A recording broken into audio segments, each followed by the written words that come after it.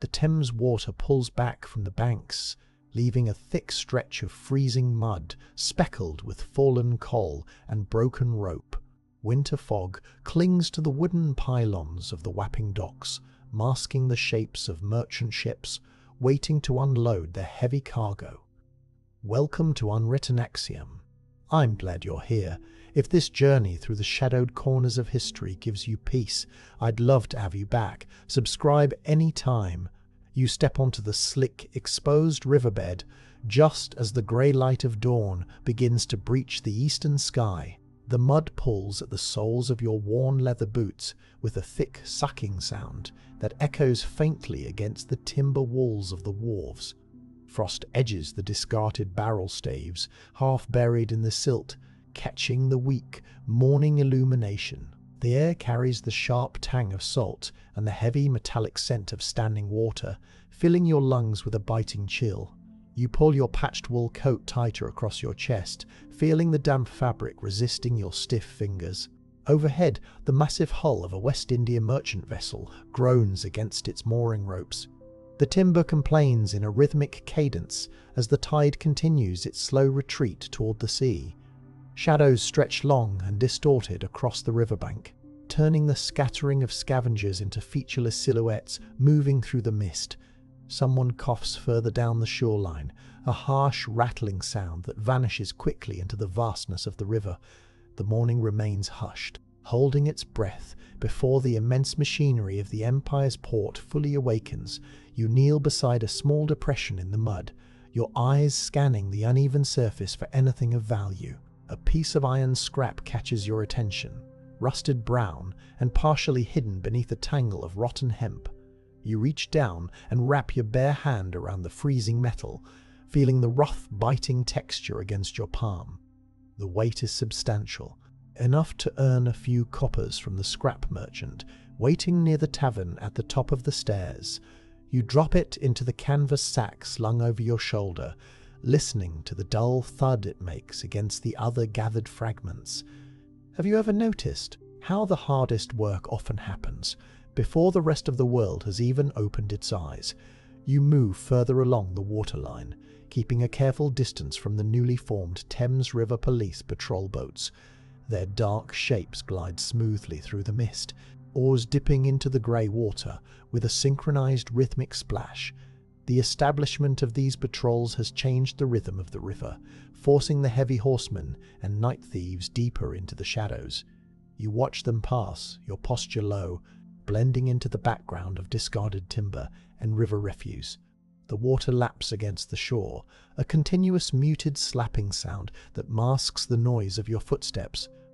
Beyond the docks, the city of London begins to stir in its separate, divided worlds. A mile away in the city centre, merchant bankers sleep under heavy quilts in heated rooms, insulated from the biting river wind. Here in Wapping, the reality is built on raw endurance and the constant pressing need to secure the next meal. The wealth of the empire flows directly through these docks, mountains of sugar and tobacco that the people working the mud will never taste. Smoke begins to rise from the chimneys of the crowded rookeries, carrying the smell of cheap coal and burnt porridge into the freezing air. You dig your fingers into a patch of loose gravel, unearthing a heavy brass button. The metal is smooth and slightly curved, its surface tarnished but unbroken by the harsh environment.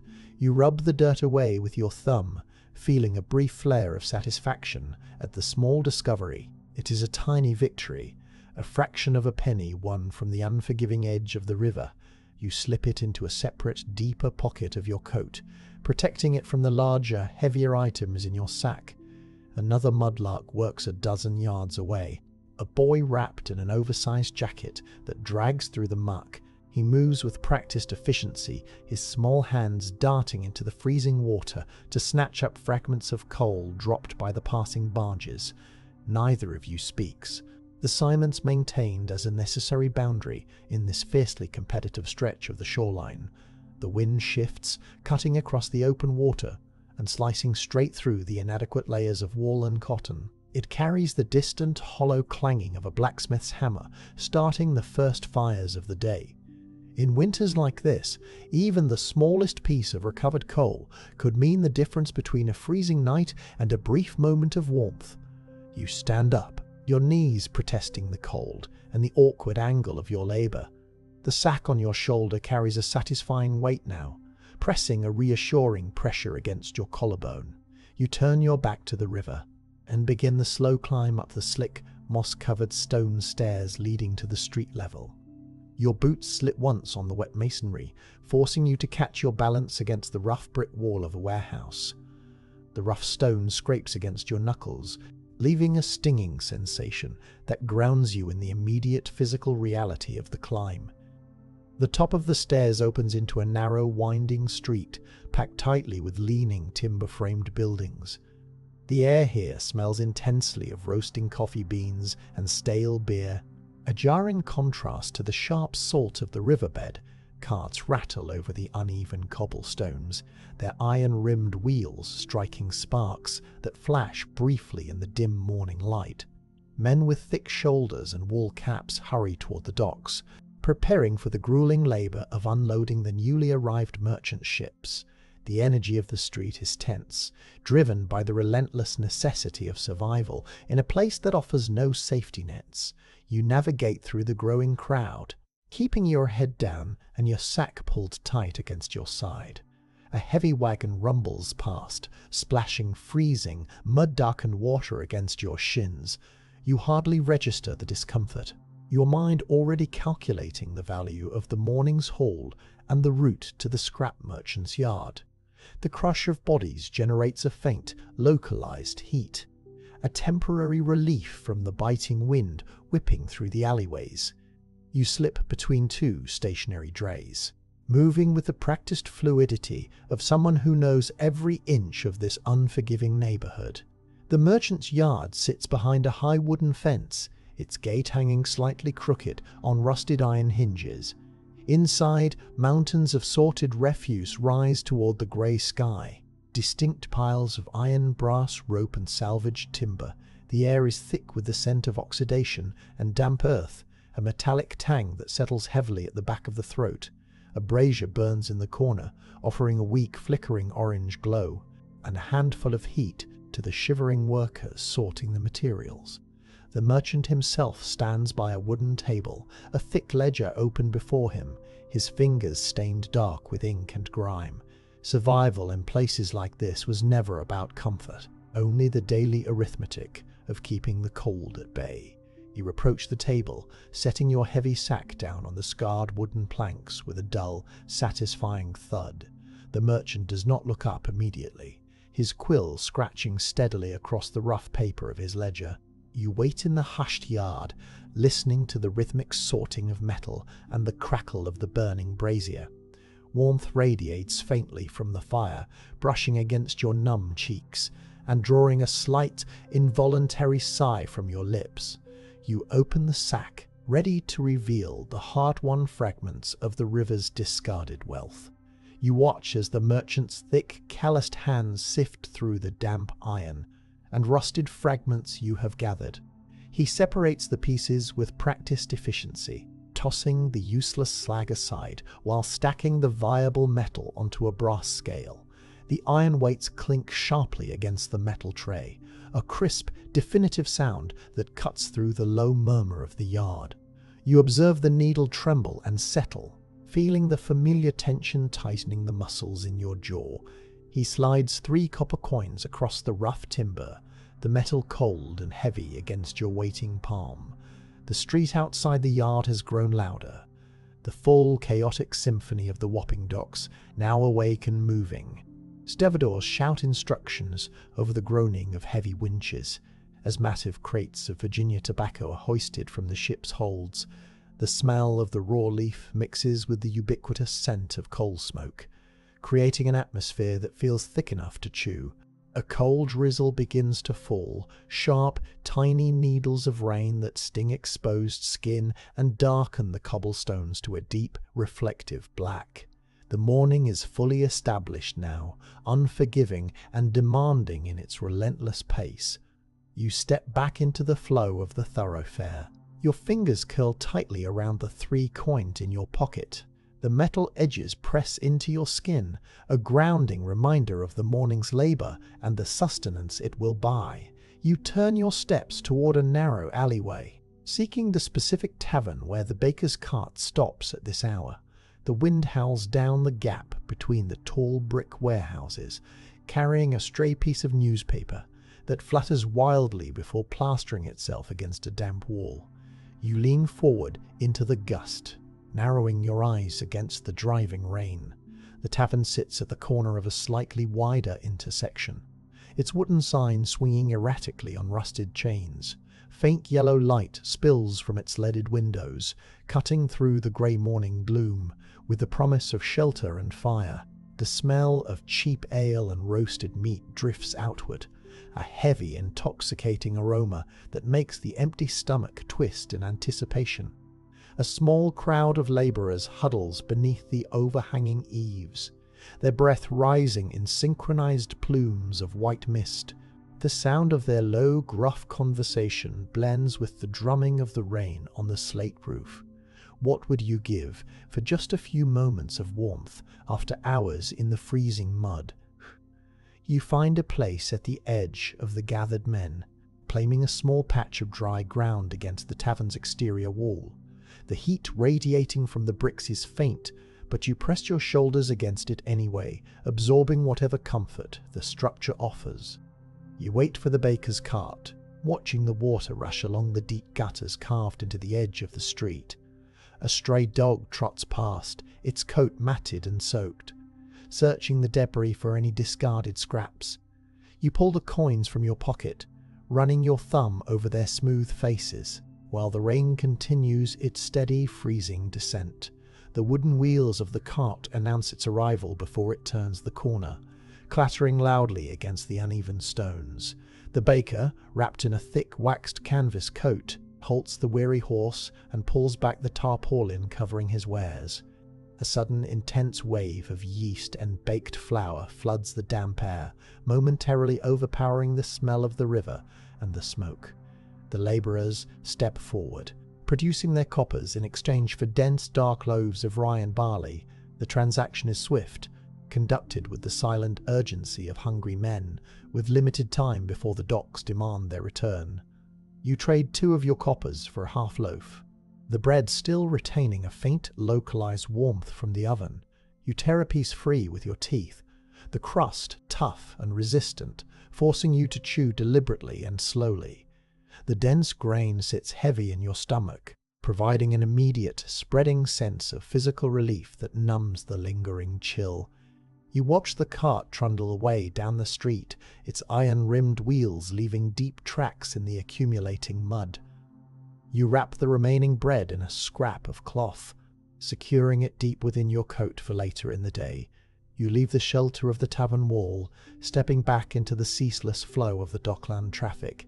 The rain has eased into a fine, clinging mist that coats your hair and eyelashes with tiny, freezing droplets. You navigate a narrow passage between 2 towering warehouses, the brick walls leaning inward and blocking out the already meagre daylight. The air in the alley is stagnant, smelling strongly of wet rot and ancient, undisturbed dust. You place each foot carefully, avoiding the deep puddles of unidentified liquid that pool in the sunken cobblestones. Emerging onto a wider street, you encounter a line of heavily laden wagons pulling away from the customs house. The horses strain against their harnesses, their massive hooves striking sparks from the paving stones as they haul the Empire's wealth toward the city centre. Men with ledger books and tailored wool coats walk alongside the convoy, their faces tight with the responsibility of securing the valuable cargo. The gap between their pristine collars and the ragged clothing of the dock workers illustrates the vast, unbridgeable divide of this society. The sound of cracking whips echoes sharply, a harsh reminder of the force driving the massive economic engine. You walk parallel to the convoy for a short distance, keeping a respectful and cautious space between yourself and the guards. A sudden gust of wind sweeps off the river, carrying the distant, melancholic chime of a church clock striking the mid-morning hour. You pull your collar up, burying your chin into the damp wool to escape the biting chill. The rhythm of the street becomes a hypnotic blur of motion and sound, a chaotic dance of survival played out in shades of grey and brown. You turn away from the main thoroughfare, seeking a quieter section of the wharves where the current might have deposited new refuse. In a city separated by profound inequality, remaining unnoticed was often the most reliable strategy for simply making it through the day. The timber pylons of the older docks stand like rotting teeth against the swirling grey water of the Thames.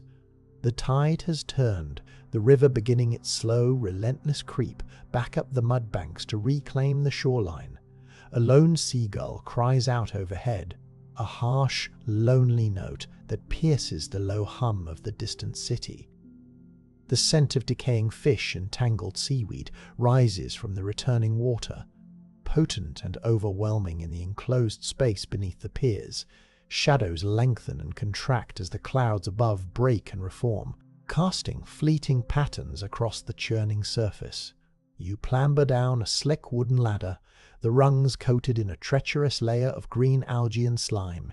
Your boots find a narrow stone ledge just above the rising waterline, offering a precarious vantage point for further scavenging. You scan the swirling eddies, watching for any glint of metal or submerged timber that the shifting current might reveal. The cold radiates upward from the stone, seeping through the worn soles of your boots and turning your toes to numb blocks of ice. You steady yourself against a wooden piling, feeling the deep structural vibration of the water pushing against the ancient timber. You spot a length of frayed hawser rope tumbling in the surf, its thick fibers saturated and heavy with river water. You reach out with a hooked stick, snagging the tangled mass and hauling it onto the stone ledge with a wet slapping sound. The hemp is rough and smells intensely of tar and salt, a stubborn material that will require hours of drying before it can be sold. You coil it carefully, pressing the excess water out with the heel of your hand.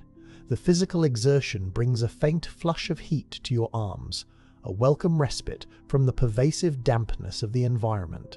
Above you, the heavy floorboards of the pier groan under the weight of passing dockworkers. Fine dust and splinters drift down through the cracks, settling onto your shoulders like a dry, irritating snowfall. The muffled shouts of foremen filter through the timber, their voices flat and demanding as they coordinate the loading of outbound ships. The river continues to rise, the grey water swirling higher up the stone wall and threatening to overtop your narrow perch. The relentless forward motion of the tide mirrors the unforgiving pace of the city itself, waiting for no one and burying anything left behind. You haul yourself up from the rotting pier, your muscles trembling from the extended crouch against the rising tide. The heavy coil of salvaged hemp digs a rough groove into your shoulder, through the damp wool of your coat. Midday approaches, pulling the fog apart to reveal a sky the colour of bruised iron. Wapping High Street roars with chaotic movement, a tangled mass of horse-drawn drays and shouting porters bottlenecked between the tall brick walls. Raw sewage rising from the gutters clashes with the sweet, cloying odour of a nearby rum distillery. You press yourself flat against a damp brick facade, allowing a massive wagon loaded with timber to scrape past with inches to spare. Voices from the foreman cut through the din, sharp and commanding over the ambient noise. He points a thick, leather-gloved finger toward a narrow alley. Branching off the main thoroughfare, you recognize the entrance to the ropey walk, a covered tunnel stretching nearly a quarter of a mile between the tenement blocks. Dust motes dance in the fractured light, filtering through the cracked slate roof overhead. Rhythmic, monotonous thumping from the massive spinning wheel dominates the enclosed space, a heartbeat of pure industrial labor. Survival in places like this was never about comfort, only endurance. Hemp fibers fill the suffocating atmosphere of the long shed, floating down to immediately coat the back of your throat. A line of men and older boys walks backward in synchronized rhythm, feeding the raw material from aprons tied around their waists into the twisting strands. Sweat cuts clean tracks through the grey dust, masking their faces. You set your salvage coil near a massive wooden spool, negotiating a swift exchange of nods with the overseer, who tosses you a single copper token. The transaction requires no words, the value of wet, salvaged rope already predetermined by the brutal economics of the docks. You wipe a layer of grit from your eyelashes, feeling the fine, abrasive powder scratching against your skin. Have you ever noticed how the hardest labor often demands the most absolute silence from the people performing it? You exit the rope view walk through a rear passage, emerging into a small, irregularly shaped courtyard dominated by a massive corporage. Steam billows from open wooden vats, filling the confined space with the sharp, toasted fragrance of boiling oak. Men wielding heavy iron mallets strike steel hoops over shaped staves, the deafening metal-on-metal impacts ringing in your ears long after the blow lands. Radiant heat from the open braziers pushes back the winter chill, creating a microclimate of blistering intensity within the stone walls.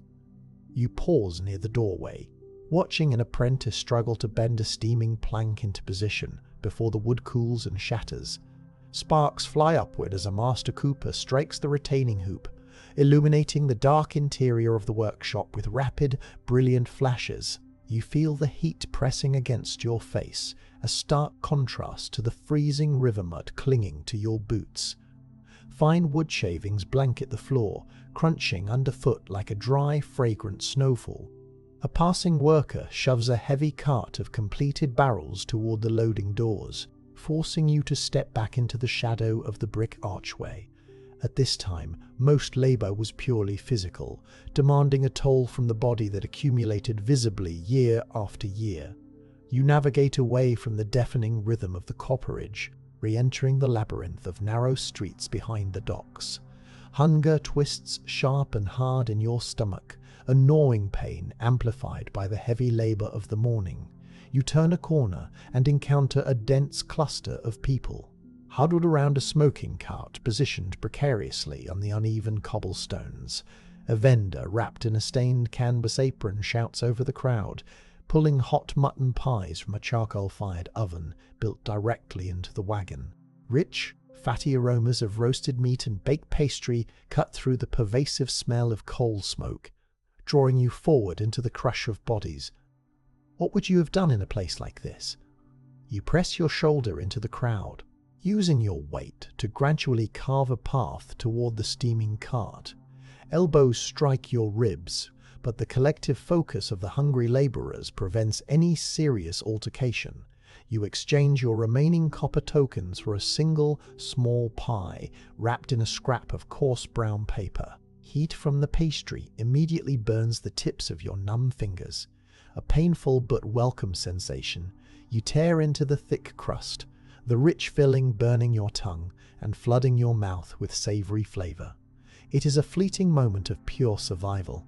It is a fleeting moment of pure survival. Calories purchased and consumed with frantic efficiency before the afternoon work begins. Black dust muffles the sound of your footsteps as you leave the alleyway and step onto the fringes of the massive coal yards situated near the eastern edge of the docks. Mountains of rough fuel rise against the dreary London skyline, creating a blackened wasteland of ancient compressed earth. Huge wooden cranes pivot on iron bases, lifting enormous buckets filled with coal from the bellies of flat-bottomed barges. Air in this quadrant is practically unbreathable, choked with a dense abrasive particulate that stings the eyes and coats the teeth with a gritty film.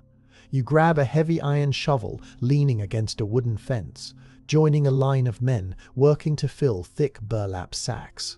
Poverty here was not temporary. It was a system. You drive the steel blade of the shovel into the base of the nearest pile, feeling the jarring impact travel up your arms and into your shoulders. The coal resists, shifting and collapsing against the iron scoop with a heavy, grinding friction. You pivot your hips, hoisting the load upward and tipping it into a waiting sack held open by a young boy coated in thick soot. Sharp, sulphurous smells of the mineral fill your nose, an acrid scent that speaks of subterranean darkness and immense pressure. rhythmic scraping of a dozen shovels striking the compacted earth creates a harsh metallic chorus that drowns out all other sounds in the yard. Sweat runs into your eyes. Sweat runs into your eyes. Stinning fiercely and blurring your vision of the black mountains surrounding you, a harsh barking cough erupts from your chest, expelling a cloud of dark dust into the ruined air. You lean on the shovel handle for a single stolen second, fighting to drag clean oxygen into your burning lungs. You establish a punishing rhythm, lifting and pouring until your lower back begins to burn with an unbroken, constant ache. The boy ties off the full sacks with rapid, practiced movements of his twine-wrapped fingers, dragging the heavy bags aside to make room for the next. In environments like this, the simple act of breathing required conscious effort. You resume the labor before the overseer's gaze can lock onto your stationary form. The pile diminishes, transferred shovelful by shovelful into the seemingly endless supply of rough burlap sacks.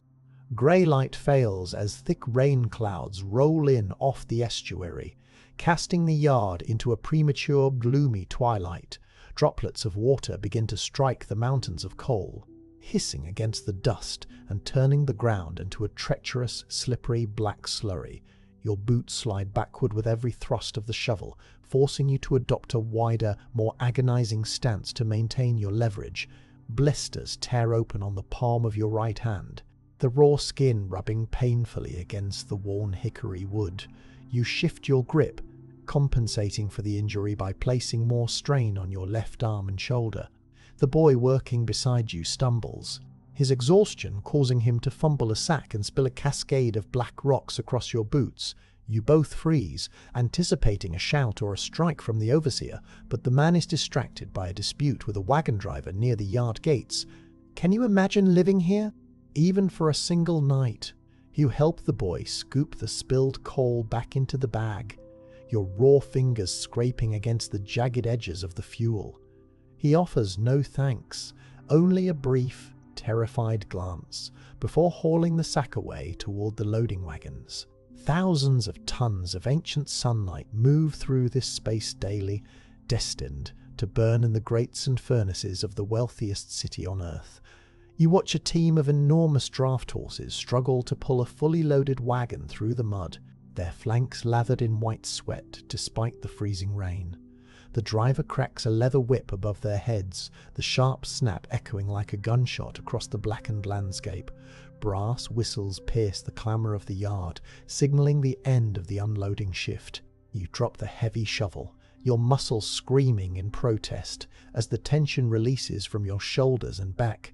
A line forms at the paymaster's wooden booth, men standing in exhausted silence as the rain washes streaks of white down their soot-covered faces. You take your place in the queue, your wet clothes clinging to your shivering frame. The metal roof of the booth drums under the downpour, a chaotic percussion that masks the sound of the coins changing hands. Prices for survival were measured out in hours of agony and handfuls of copper. You reach the window and extend your blistered hand, receiving 4 heavy pennies for the afternoon's brutal labor. The clerk does not look at you, his eyes fixed firmly on the columns of numbers in his massive ledger book. You turn away, slipping the coins into your deepest pocket alongside the brass button you found in the mud hours ago. The yard is rapidly emptying, the laborers dispersing into the labyrinth of streets to find warmth, cheap gin, or a few hours of unconsciousness. You join the exodus, your boots squelching thick in the toxic mud as you head back toward the densely packed rookeries, stagnant air trapped in the narrow court off Ratcliffe Highway, smells of boiling cabbage, overflowing privies, and damp, rotting plaster. You approach a sagging wooden door, pushing it open to reveal the lightless stairwell that twists upward into the heart of the tenement block. Wooden treads bow dangerously under your weight, creaking with a high, strained pitch that seems to vibrate in your teeth. You place your hand against the wall for balance, pulling it away quickly when your fingers encounter a patch of slick, unseen mold. Across towns like this, people learn to live with the cold rather than fight it. You begin the steep climb, your exhausted legs trembling with every upward step. Somewhere on the second floor, an infant cries with a weak, continuous wail, the sound met by the low, angry muttering of an unseen man. The darkness is nearly absolute, forcing you to navigate using only memory and the tactile feedback of your boots on the warped wood. You stumble near the top of the first flight, catching your weight on your raw palms and suppressing a sharp hiss of pain. A rat scurries past your ankle, its claws clicking rapidly against the bare floorboards as it vanishes into a crack in the skirting. Shadows stretch across the narrow landing, bleeding from beneath a badly fitted door and casting a stretched silhouette across the filthy floorboards. You hear the rhythmic scraping of a knife against a wooden block, a domestic sound that feels strangely alien in the midst of this urban decay. The cold follows you even here, seeping through the cracked brickwork and settling into the marrow of your bones.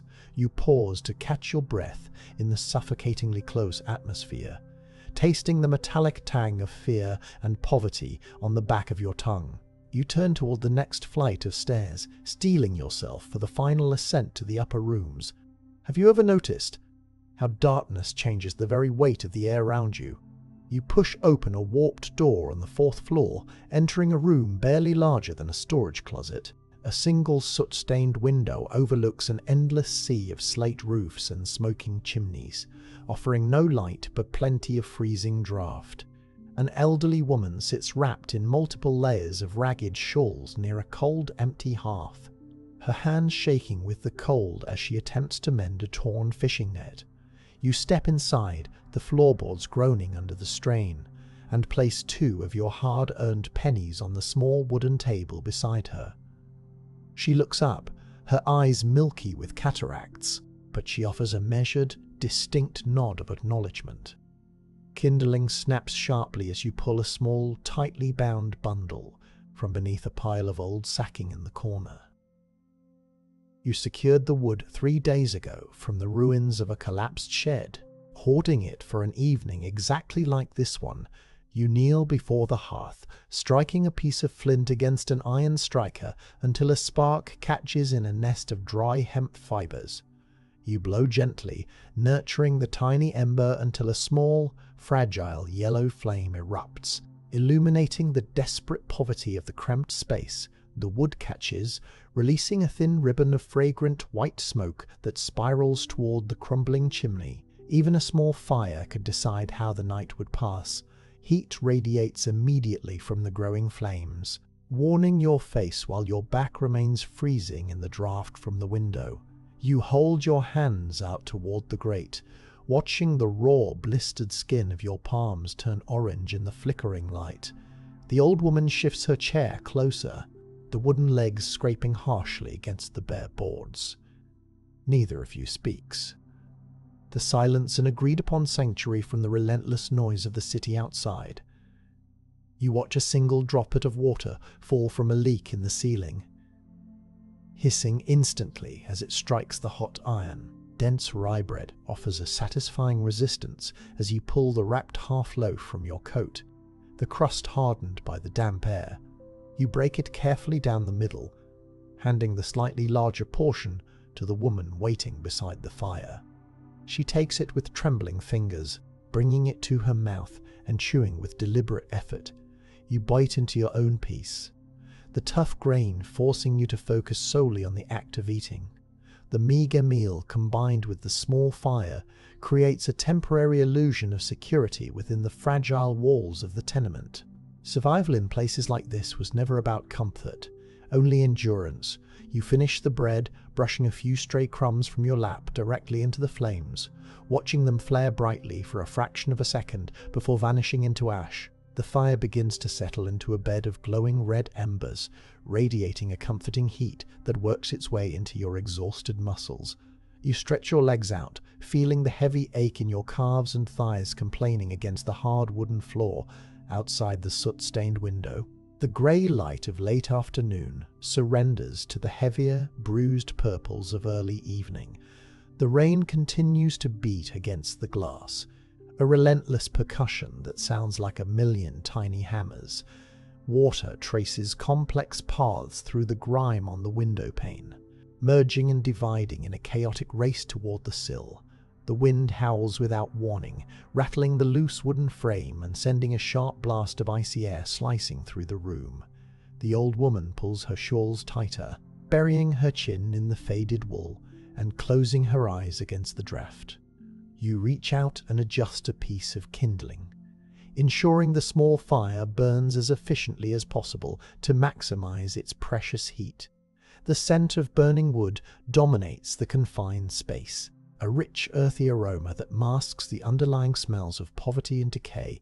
What kind of endurance does it take to face this cold every single day? You stand up, your joints popping and grinding in protest after the brief respite on the floor. The fire has consumed the last of the kindling, leaving only a pile of white ash and a few stubborn, glowing coals that offer no real defense against the encroaching chill. You pick up your damp coat, shrugging into the heavy wool with a grimace as the wet fabric settles against your back. You leave the room without a word, pulling the warped door shut behind you and stepping back into the pitch-black hallway. The descent down the rotting stairs feels infinitely longer than the climb, your exhausted legs struggling to control your momentum in the darkness.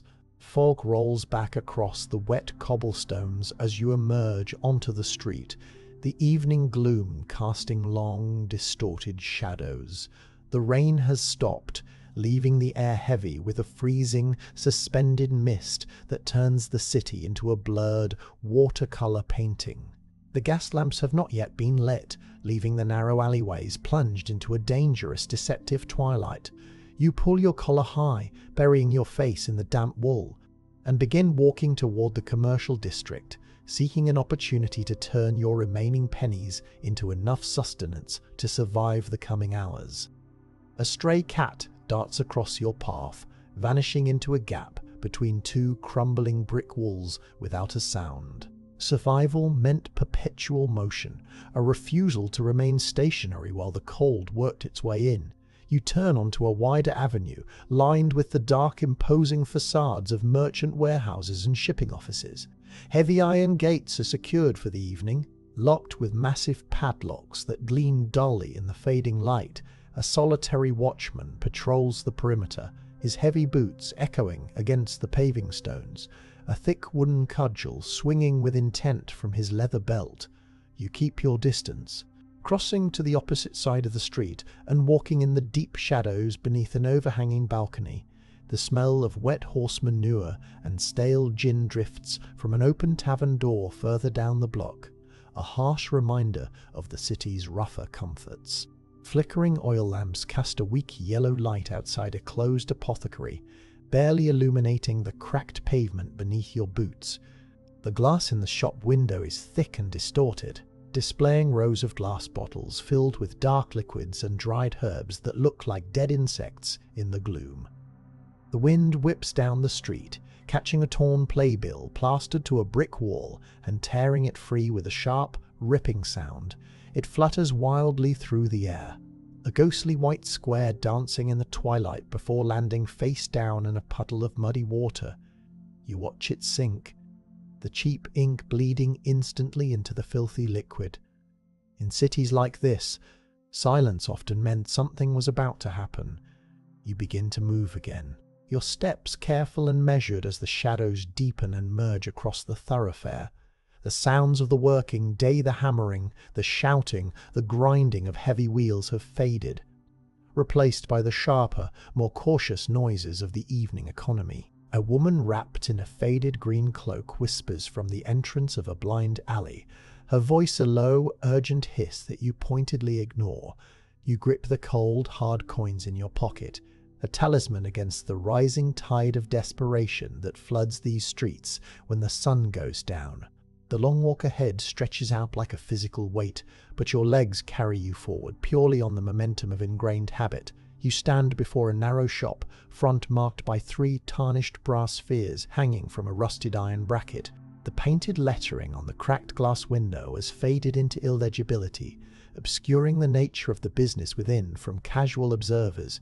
You press your palm against the warped oak door, feeling the resistance of swollen timber before it yields with a sharp, whining creak. The air inside holds a dry, metallic flavor, smelling strongly of clock oil, old paper, and undisturbed dust. A bell attached to the doorframe chimes a single, flat note that drops instantly into the heavy silence of the room. You step over the worn threshold, letting the door close behind you to shut out the freezing wind. Shadows gather thickly in the corners of the shop, held back only by a single oil lantern burning low on a scarred mahogany counter. Glass display cases line the walls, packed tight with an impossible accumulation of salvaged wealth. Silver teaspoons sit next to iron awls, while a dozen pocket watches hang suspended from a wooden rack, their ticking forming a chaotic, unsynchronized rhythm. The pawnbroker emerges from a curtained back room, his shoulders hunched and his fingers stained dark with ink and chemical solvents. He moves without a sound, a phantom in a wool waistcoat, taking his place behind the barrier of the heavy wooden counter. The line between a legitimate merchant and a receiver of stolen goods was often as thin as a single stroke in a ledger book. You reach into the depths of your damp coat pocket, retrieving the heavy brass button salvaged from the river mud hours ago. You set it down on the scratched mahogany, the metal making a dull, definitive sound in the hushed space. The pawnbroker picks it up, sliding a jeweler's glass over his right eye to inspect the anchor motif stamped into the tarnished face. He turns the object over several times, his thumb rubbing across the shank to test the integrity of the casting. You wait in stillness, watching the lamplight catch the sharp angles of his weathered face while the clocks continue their relentless, overlapping countdown. You watch him pull a small wooden drawer from the cabinet beneath the counter, the friction of wood on wood creating a harsh rasp. He selects a single silver sixpence, tossing it onto the mahogany with a calculated lack of enthusiasm. The metal chinks against the wood, a bright, clear sound that cuts through the musty atmosphere of the shop.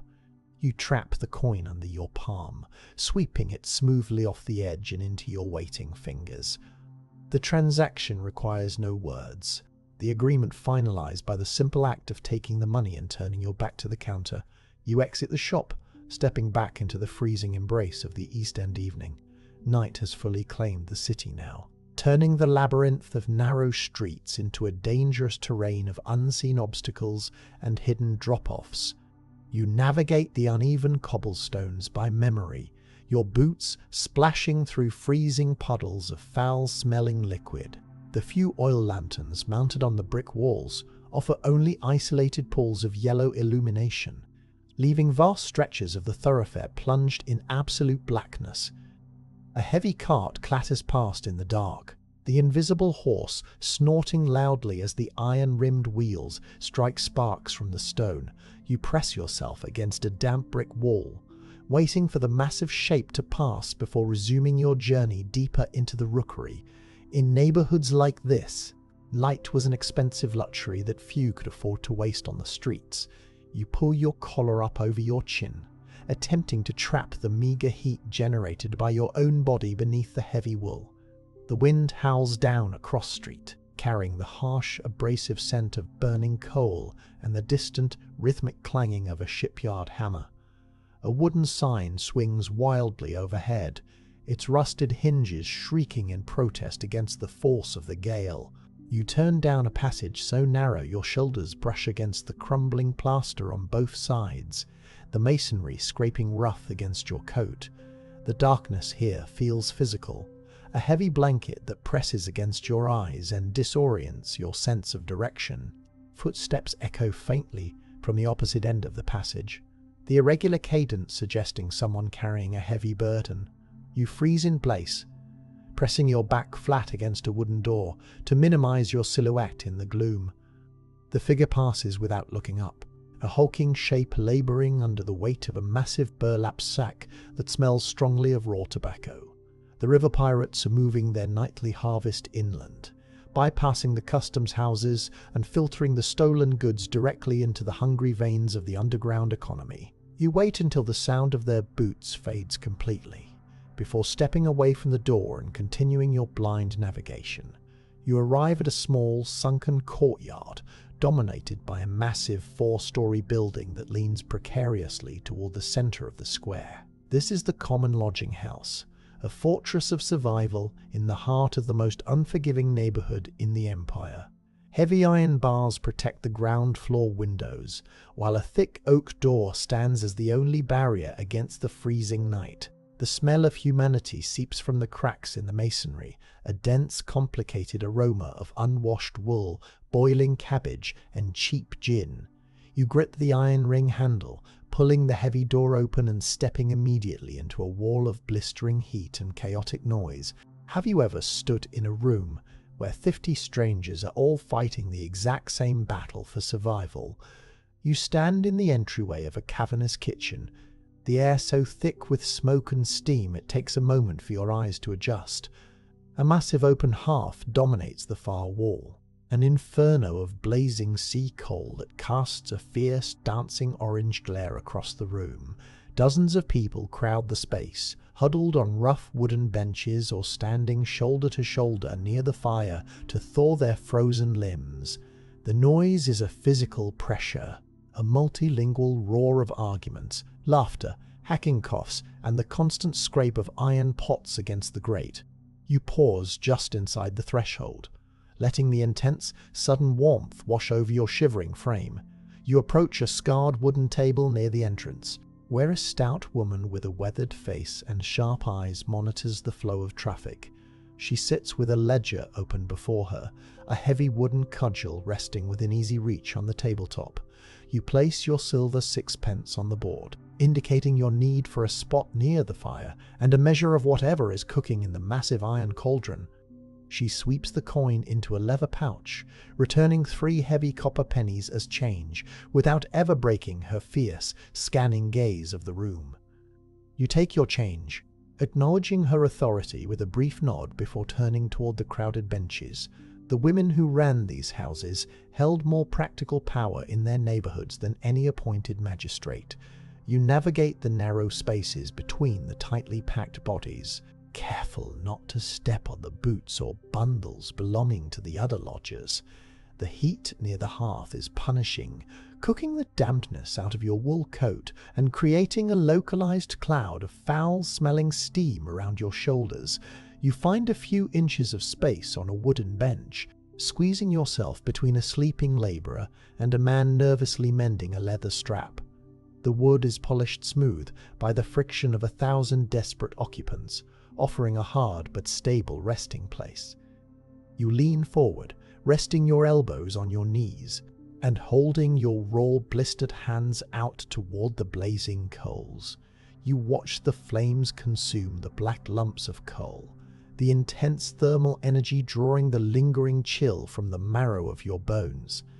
A young girl with soot-stained cheeks pushes past, carrying a stack of chipped ceramic bowls toward the central cooking pot. The smell of the stew is overwhelming, a greasy, salty broth of fish heads, root vegetables, and cheap barley that makes your empty stomach twist violently.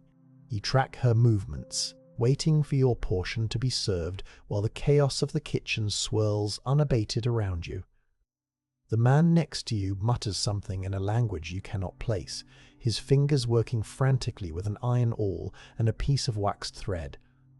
You take the bowl offered to you, the ceramic radiating a searing heat that forces you to hold it by the very edges. The broth is thin and oily, but the temperature alone makes it a priceless commodity in the freezing East End night. You lift it to your lips, blowing gently across the surface, before taking a cautious sip of the scalding liquid. The salty, fish-heavy flavor coats your tongue, sending a rush of immediate warmth straight down into your chest. You consume the stew deliberately, savoring the feeling of calories entering your exhausted system after 14 hours of continuous physical labor.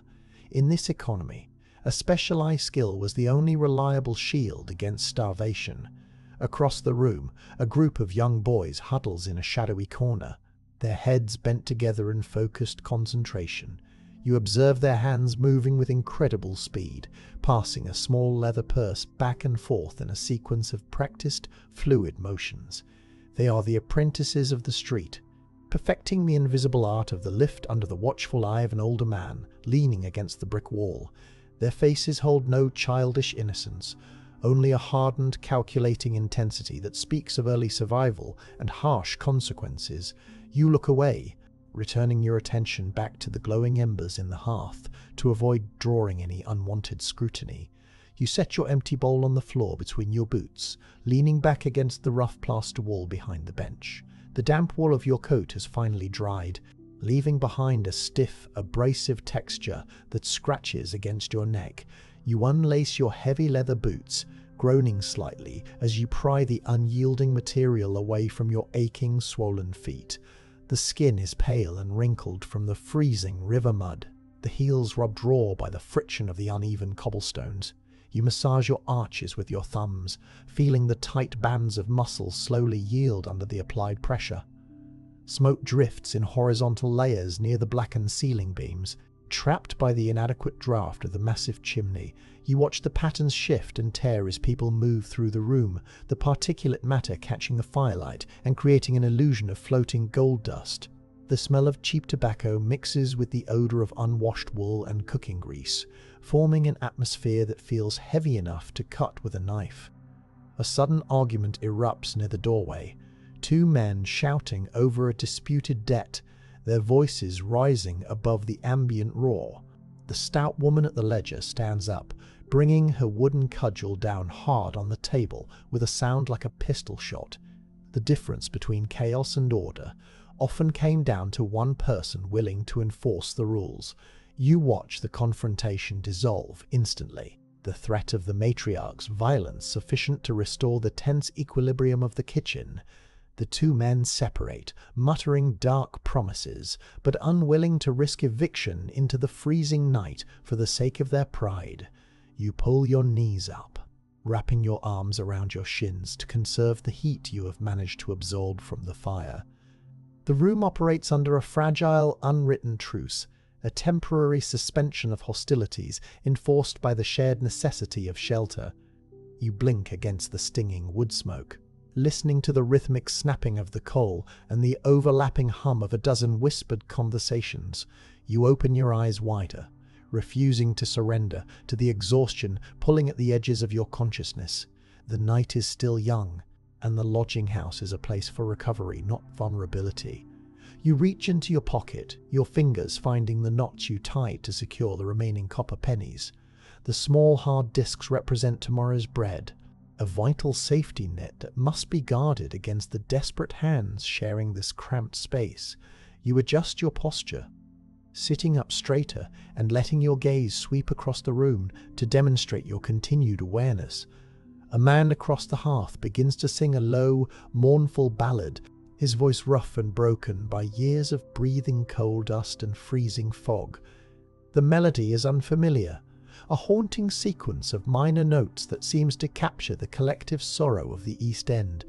The noise in the kitchen begins to subside, the arguments and the bartering fading as the lodgers turn to listen to the song.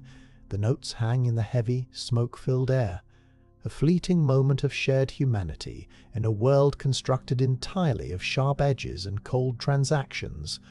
You listen to the rise and fall of the tune, feeling a strange, tight sensation in your chest that has nothing to do with the physical cold. You trace the line of a deep crack in the plaster wall next to your shoulder, the surface freezing and uneven beneath your calloused fingertips. The singer finishes his verse, the final note lingering for a long second before the noise of the kitchen rushes back in to fill the silence. The brief spell is broken, the harsh reality of the tenement reasserting itself with the clatter of a dropped iron pot and the sharp cough of a sick child. You pull your boots back on, wincing as the stiff leather presses against the raw spots on your heels. The fire pops loudly, sending a shower of orange sparks spiraling up into the dark, soot-choked mouth of the chimney. You step away from the stifling heat of the kitchen, pulling the heavy oak door open and slipping back out into the brutal London night. The temperature drop hits your chest like a physical blow, stealing the breath from your lungs and replacing it with air that tastes of raw frost and stale chimney smoke. Freezing fog has rolled off the Thames, swallowing the narrow courtyard and obscuring the crumbling brickwork of the surrounding tenements. You pull your wool collar tight against your jaw, feeling the stiff, abrasive fabric scrape against your skin as you navigate the uneven paving stones. The transition from the chaotic roar of the lodging house to the muted, suffocating silence of the street is jarring, leaving your ears ringing in the sudden quiet. You press your back against the damp exterior wall, waiting for your eyes to adjust to the near-total blackness of the midnight hour. A single gas lamp flickers weakly at the far end of the alley, its yellow halo struggling to penetrate the dense, swirling mist. Water drips steadily from a broken gutter overhead, striking the rim of a wooden barrel with a hollow, rhythmic percussion that measures the passing seconds. You test the weight of the copper pennies in your pocket, the small metal discs offering a faint reassurance against the vast, indifferent machinery of the city. The cold begins to seep through the soles of your boots, a creeping numbness that reminds you of the river mud and the relentless struggle of the morning. Shadows detach themselves from the deeper gloom as you begin to walk, the fog distorting every shape into something menacing and unfamiliar. You place your feet with deliberate care, avoiding the deep trenches of filth that run down the center of the narrow passage. A stray dog growls from the darkness beneath a wooden cart, the sound low and territorial, vibrating against the wet cobblestones. You give the cart a wide berth, your hand resting near the heavy iron buckle of your belt, just in case the animal decides to defend its meager shelter. The wind shifts, carrying the sharp, metallic tang of the distant shipyard, mixed with the localized scent of rotting cabbage and wet earth. In cities like this, silence often meant something was about to happen. You freeze mid-step as the heavy, measured tread of leather boots echoes from the adjoining street, signaling the approach of the parish watch. The sound is distinct from the irregular shuffling of the rookery residents, a confident, authoritative rhythm backed by the weight of a heavy wooden cudgel. You retreat into the shallow alcove of a boarded-up shopfront, pressing your shoulders flat against the splintering timber to minimize your silhouette. The watchman emerges from the fog, holding a pierced tin lantern that casts a complex pattern of shifting shadows across the wet brickwork. You hold your breath, the freezing air burning in your lungs, while the man pauses to inspect a damaged iron gate just yards from your hiding place. You watch the yellow light from his lantern catch the brass buttons of his thick coat, highlighting the condensed moisture clinging to the heavy fabric. He strikes his cudgel against the iron railing, a sharp metallic ring that asserts his presence and serves as a warning to anyone lurking in the dark. The sound echoes sharply between the narrow walls, causing a flurry of panicked movement from a colony of rats disturbed by the sudden noise. He turns and continues his patrol, his heavy footsteps gradually fading back into the swallowing fog, leaving the street to the quiet outlaws and the desperate wanderers. You exhale slowly, a long plume of white vapor escaping your lips and mingling with the surrounding mist. You push away from the rough timber of the alcove, the wood snagging briefly on the frayed elbow of your coat. The brief surge of adrenaline has warmed your blood, pushing back the creeping chill and sharpening your awareness of the dangerous environment. You navigate a series of winding courts and blind alleys, moving steadily eastward toward the commercial warehouses flanking the upper wharves. The architecture here changes, the crumbling wooden tenements giving way to sheer walls of blackened brick and heavy iron-studded doors. The scent of raw spices and cured tobacco lingers in the damp air, a ghost of the immense wealth locked away just inches from the starving streets. Have you ever noticed how the scent of something you cannot have makes the hunger feel so much sharper? You turn a corner and encounter a figure huddled beneath the archway of a stone bridge, a young crossing sweeper seeking refuge from the biting wind. The boy is wrapped in an oversized sack, his bare feet tucked beneath him on the freezing flagstones, a worn birch broom resting against the masonry. A tiny, smouldering pile of rags and scavenged coal burns in an iron bucket beside him, offering a pitiful illusion of warmth. You pause, the crunch of your boots on the gravel drawing his terrified, wide-eyed gaze toward your looming silhouette. The air around him smells of singed cloth and unwashed hair, a tragic testament to the brutal reality of child labor in the heart of the Empire. You reach into your pocket, your thumb tracing the edge of one of the copper pennies you earned through the grueling labor in the coal yard.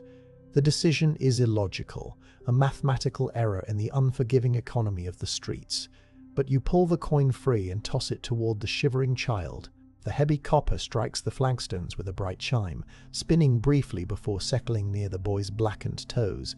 He snatches it up with lightning speed, his dirty fingers closing around the metal as if he expects you to instantly demand its return. You walk away without waiting for an acknowledgement, the sound of your boots echoing under the stone vault of the bridge. You emerge onto a wide thoroughfare that runs parallel to the Thames, the dark, churning water visible between the gaps in the towering warehouses. The fog is thinner here, shredded by the constant wind whipping off the open expanse of the river. A heavy wooden crane stands skeletal and silent against the night sky, its massive iron hook swaying gently on a thick iron chain. The metallic creak of the swinging hook sounds like a mournful pendulum, counting down the hours until the grueling labor of the docks resumes. You lean against a wooden piling, tasting the salt spray on your lips and feeling the raw power of the current pulling toward the sea. Survival here was never a guarantee, only a daily negotiation with the cold, the hunger, and the indifferent stone of the city. You watch a small, unlit rowboat slip silently through the dark water, the oars wrapped in rags to muffle the sound of their movement. The river pirates are returning from a successful raid, their vessel riding low in the water under the weight of stolen cargo. They navigate the treacherous currents with practiced ease, avoiding the deeper channels where the Thames River Police maintain their vigilant patrols. You remain perfectly still, a shadow among shadows, observing the clandestine operation that funnels thousands of pounds of illicit goods into the underground economy every single night. The scent of wet timber and river slime rises from the waterline, filling your senses with the raw essence of the illicit trade. You step back from the edge of the wharf, deciding to seek a more secure vantage point away from the exposed thoroughfare. A narrow flight of stone steps leads up to a raised walkway, the stone slick with condensation and treacherous underfoot. You climb carefully, your hands trailing along the rough brick wall to maintain your balance in the near-total darkness. The ascent offers a slight increase in temperature, the ambient heat rising from the densely packed buildings below, creating a faint, localized inversion layer. You reach the top and find yourself in a narrow, covered gallery connecting two massive storage facilities, a perfect blind from which to observe the street. You settle onto a wooden crate pushed into the darkest corner of the gallery, the rough planks biting into your exhausted muscles. The vantage point commands a clear view of the cobbled street below and the dark expanse of the river beyond. Below you, the silent rowboat glides into a hidden inlet, quickly swallowed by the shadows of an overhanging warehouse. The faint, muted thud of wooden crates being offloaded reaches your ears, the sound swallowed almost instantly by the wind and the rushing water. You pull your collar up again, wrapping your arms around your chest to conserve the fading heat of your body while you wait for the dawn. Can you imagine the sheer nerve required to steal from the Empire right under its own nose? You watch the illicit cargo vanish into a hidden doorway, the operation executed with a precision that speaks of years of careful practice. The men move with purposeful efficiency, their dark clothing rendering them nearly invisible against the soot-stained brickwork of the wharf. No lanterns are lit, no words are spoken. The entire transfer conducted in a heavy, deliberate silence that underscores the immense risk of their endeavor. The smell of raw rum drifts upward, a sharp, alcoholic tang that momentarily cuts through the pervasive odor of the river mud. You shift your weight on the wooden crate, a dull ache throbbing in your lower back from the brutal labor of the coal yard earlier in the day. You focus your attention on the intricate web of ropes and pulleys suspended above the hidden doorway, the mechanical advantage used to hoist the heavy barrels into the upper floors. The wooden blocks groan softly under the strain, a low, structural complaint that blends seamlessly with the ambient noise of the wind and the water. The efficiency of the criminal network is undeniable, a parallel economy functioning right alongside the legitimate commerce of the port, bound by its own rules and its own brutal hierarchy. You rub your blistered palms against the rough wool of your coat, the raw skin burning with a sharp, stinging pain that grounds you in the physical reality of the moment. You listen as the wooden door below is pulled shut, the heavy iron bolt sliding home with a definitive metallic clack that signals the end of the operation. The street returns to its desolate emptiness, the fog rolling back in to cover the traces of the midnight smuggling run. The cold begins to assert itself again, creeping past the defenses of your damp clothing and settling into the joints of your knees and fingers. You force yourself to stand, your legs trembling slightly as the blood rushes back into your cramped muscles. The night is far from over, and remaining stationary for too long is an invitation to freeze. At this time, maintaining body heat was a constant, waking occupation that required continuous, exhausting movement. You walk the length of the covered gallery, your boots making soft, scuffing sounds against the wooden floorboards. The enclosed space amplifies the sound of the wind outside, transforming it into a high-pitched whistle that vibrates through the timber beams.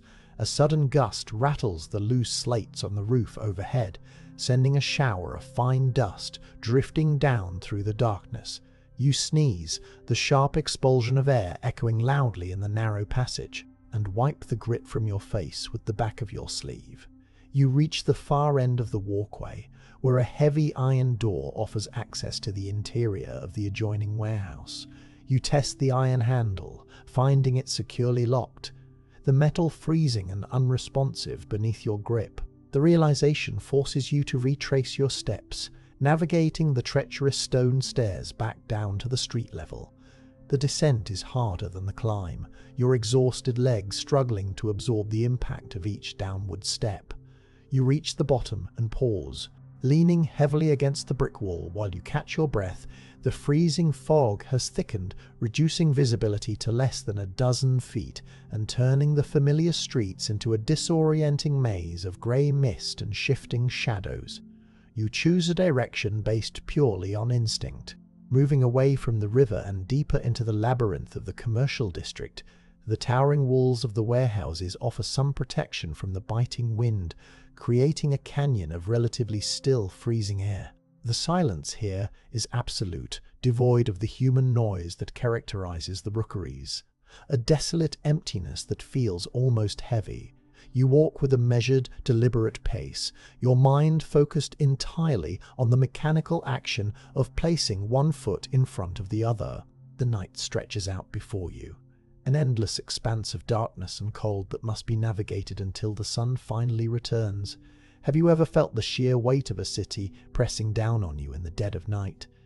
You pass a row of barred windows, the thick iron grates coated in a layer of slippery, frozen condensation. Behind the glass, the shapes of enormous wooden crates loom in the darkness, the accumulated wealth of the empire sitting silent and untouchable. You reach out and brush your fingertips against the cold iron, feeling the rough texture of the rust and the sharp bite of the freezing metal. The tactile sensation sends a shiver up your arm, a sharp reminder of your own vulnerability in the face of such monumental, indifferent structures. You pull your hand away, burying it deep in your coat pocket, and continue your slow, solitary march through the desolate streets. You spot a narrow gap between two buildings, a dark crevice barely wide enough for a man to pass through. The space is filled with discarded timber and broken crates, but it offers a potential shelter from the relentless, creeping cold of the open street. You squeeze into the passage, the rough brick scraping against your shoulders as you navigate the tight confines. The smell of dry rot and ancient dust fills the narrow gap, a stark contrast to the damp, metallic scent of the riverfront. You find a relatively clear space near the back, a small alcove shielded from the wind by a stack of decaying wooden pallets. You sit down on a discarded crate, pulling your knees up to your chest and wrapping your arms around your legs. The physical exertion of the walk has generated a small reserve of body heat, and you focus on trapping it within the heavy folds of your wool coat. The darkness in the alcove is absolute, an impenetrable blackness that offers a strange, temporary comfort. You close your eyes, listening to the faint, distant sounds of the city, the muted rattle of a carriage miles away, the low groan of the wind in the eaves. The night holds its breath, waiting for the inevitable, brutal dawn. The wooden crate beneath you offers no real comfort, only a barrier against the freezing mud of the alley floor. You adjust your posture, wrapping the rough wool coat tighter across your chest to seal the gaps where the wind attempts to cut through. The air in this narrow crevice tastes of dry rot and ancient brick, a stagnant flavour wholly separated from the salt and sewage of the river. A sudden cramp seizes your left calf, forcing you to stretch the leg out straight until the rigid muscle yields. You press the back of your head against the masonry, feeling the cold transfer instantly through your hair and into your skull. This is the deepest part of the night, a suspended reality where the city feels devoid of the living. You listen to the agonizing crawl of the hour, marked only by the irregular dripping of water from a hidden gutter high above. The drops strike a discarded tin plate somewhere in the darkness, producing a flat, metallic tick that echoes faintly between the towering warehouse walls. You pull your raw, blistered hands from your pockets, rubbing the damaged palms together in a desperate attempt to generate friction. The skin catches and scrapes, a sharp sensation that briefly overrides the pervasive, numbing chill settling into your extremities. Every small movement requires calculation, a delicate balance between generating necessary heat and conserving your rapidly depleting energy reserves. Survival during these hours was essentially a mathematics of endurance, calculating exactly how much cold a body could absorb before it stopped fighting back. You abandon the alcove, deciding that remaining stationary any longer will allow the frost to lock your joints. The street outside the narrow gap has transformed into a monochrome tunnel of heavy mist and deep shadows. You walk with a deliberate, stiff gait, your boots striking the cobblestones with dull thuds that seem unnaturally loud in the profound silence. The gas lamps in this district have all burned out or been extinguished, leaving only the faint ambient glow of the clouded moon to guide your path. You trail your fingertips lightly along the brick facades, using the tactile feedback of the rough mortar to maintain a straight line through the disorienting fog. Foul odours of raw waste and lye cut through the cold air, long before you hear the grinding of heavy wooden wheels. You step into the recessed doorway of a closed mercantile office, melting into the shadows as a massive night soil cart emerges from a cross street. Two men, wrapped in heavy leather aprons, labour silently beside the draft horse, their faces obscured by rags tied over their noses and mouths. They carry long wooden poles and heavy iron buckets, tasked with the grueling, toxic work of clearing the city's cesspits under the cover of absolute darkness. You watch them pry open an iron grate embedded in the pavement, their movements practiced and brutally efficient in the freezing gloom. You observe the heavy, wet sound of the waste being transferred from the subterranean pit to the waiting wooden barrel. The smell is a physical force, thick enough to coat the back of your throat and burn the sensitive lining of your nostrils. One of the men pauses, leaning heavily against the side of the cart to drag a ragged breath through his makeshift filter. The horse stands perfectly still, its head drooping under the weight of the heavy leather harness, seemingly resigned to the miserable nature of its nocturnal labour. You remain motionless in the doorway, a silent witness to the necessary hidden gears that keep the massive metropolis from choking on its own refuse. Have you ever considered the invisible armies of workers who labored only when the rest of the world refused to look? Shadows swallow your form as you slip away from the doorway before the men finish their grim task, desperate to escape the suffocating miasma of the open cesspit. Your boots find a narrow lane heading north, leading away from the river and toward the slightly more elevated ground of the older parishes. The cobblestones here are uneven, broken by decades of heavy cart traffic and poorly patched with loose gravel that shifts treacherously underfoot. A sharp gust of wind tears through the lane, carrying a handful of dry, frozen leaves that rattle against the brick walls like a scattering of dry bones. You lower your head, presenting the crown of your thick wool cap to the gale while you push forward against the invisible resistance. Rusted iron-wrought gates of an ancient, forgotten churchyard materialize from the fog, the metal twisted into elaborate defensive spikes. You pause at the perimeter, looking through the bars at the leaning, weather-beaten headstones jutting from the frost-covered earth. The grounds are wildly overgrown, a tangled mass of dead brambles and naked winter vines that obscure the names of the long-deceased. A stone angel stands near the center, its face eroded by centuries of acidic London rain until it resembles a smooth, featureless mask of grey rock. The absolute stillness of the burial ground offers a stark contrast to the chaotic, relentless energy of the docks you left behind. You grip the iron bars of the gate, feeling the icy metal bite through the calluses on your palms. The cold here feels different, heavier and more permanent, as if the frozen earth itself is radiating a deep subterranean chill. You watch a solitary rat scurry across a flat marble slab, its claws clicking frantically before it vanishes into a burrow beneath a cracked mausoleum. The scent of decaying stone and wet, dead vegetation fills your lungs, a melancholic aroma that speaks of time and inevitable ruin. You release the gate, stepping back from the boundary and letting the heavy silence of the dead remain undisturbed. During this era, the inner-city graveyards were dangerously overcrowded, the earth literally swelling with the accumulated generations of the poor.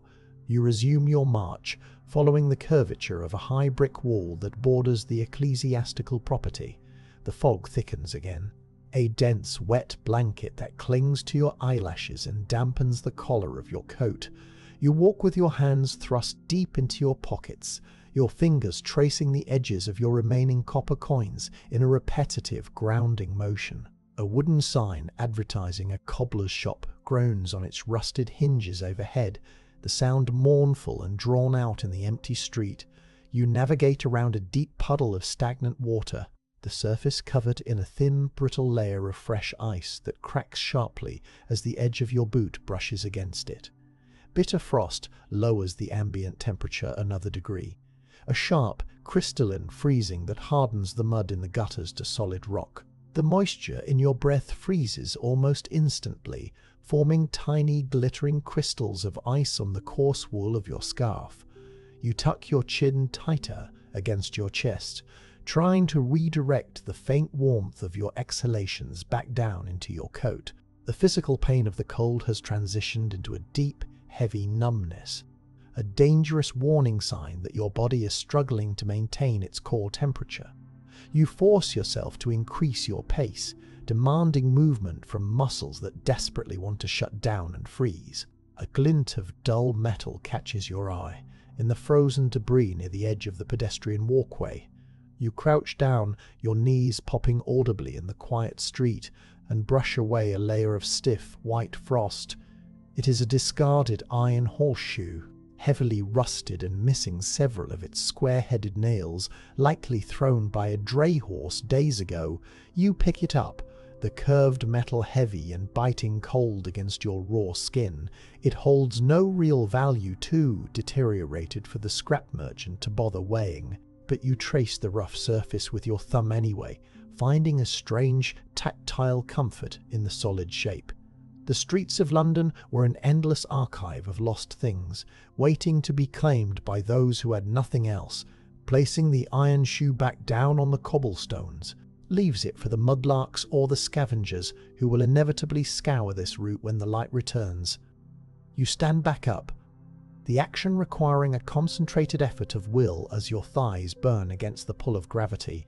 You stretch your arms overhead, rolling your shoulders until the stiff frozen joints crack and release some of their built-up tension. The wind has temporarily died down, leaving the air perfectly still and saturated with the dense freezing mist. You take a slow, measured breath, tasting the familiar blend of coal smoke and damp brick that defines the atmosphere of the working-class districts. You turn onto a wider avenue, the architecture shifting again to rows of identical narrow brick houses with blank, dark windows. This is a neighborhood of clerks and petty merchants, people who possess just enough security to lock their doors against the night. You walk down the center of the street, avoiding the deeper shadows near the stoops where desperate men sometimes wait with heavy wooden cudgels. The silence here is pristine, unbroken by the sounds of industry or the chaotic survival of the rookeries. You feel like a ghost passing through a world that has firmly closed its eyes to your existence. You pause beneath a dormant elm tree, its bare, twisted branches reaching toward the unseen sky like skeletal fingers. A thick layer of hoarfrost coats the rough bark, transforming the ordinary wood into something fragile and luminous in the ambient gloom. You reach out and brush your fingertips against the trunk, watching the delicate ice crystals shatter and fall like a dusting of powdered sugar. The physical world has been temporarily paralyzed by the freezing temperature. Locked in a state of suspended animation, you pull your hand back, the momentary fascination replaced by the urgent, pressing need to keep your own blood circulating. What kind of strength does it take to keep walking, when every muscle in your body is demanding that you surrender to the cold? Beyond the avenue, a narrow, covered passage smells strongly of stale urine and rotting vegetable matter. The flagstones beneath your boots are slick with an invisible layer of black ice, forcing you to shorten your stride and slide your feet forward with cautious deliberation. A sudden, sharp crack echoes from the far end of the tunnel, the sound of a wooden timber giving way under the contracting stress of the deep freeze. You halt, your breath catching in your throat as you wait to see if the structure will hold. The silence rushes back in, heavy and absolute, confirming that the danger has passed. You emerge from the passage into a small, irregular square, dominated by a dry stone fountain. The basin is filled with frozen, accumulated rubbish, a solid mass of ice, rags, and discarded paper. You lean against the stone rim for a moment, the granite biting through the thin fabric of your trousers.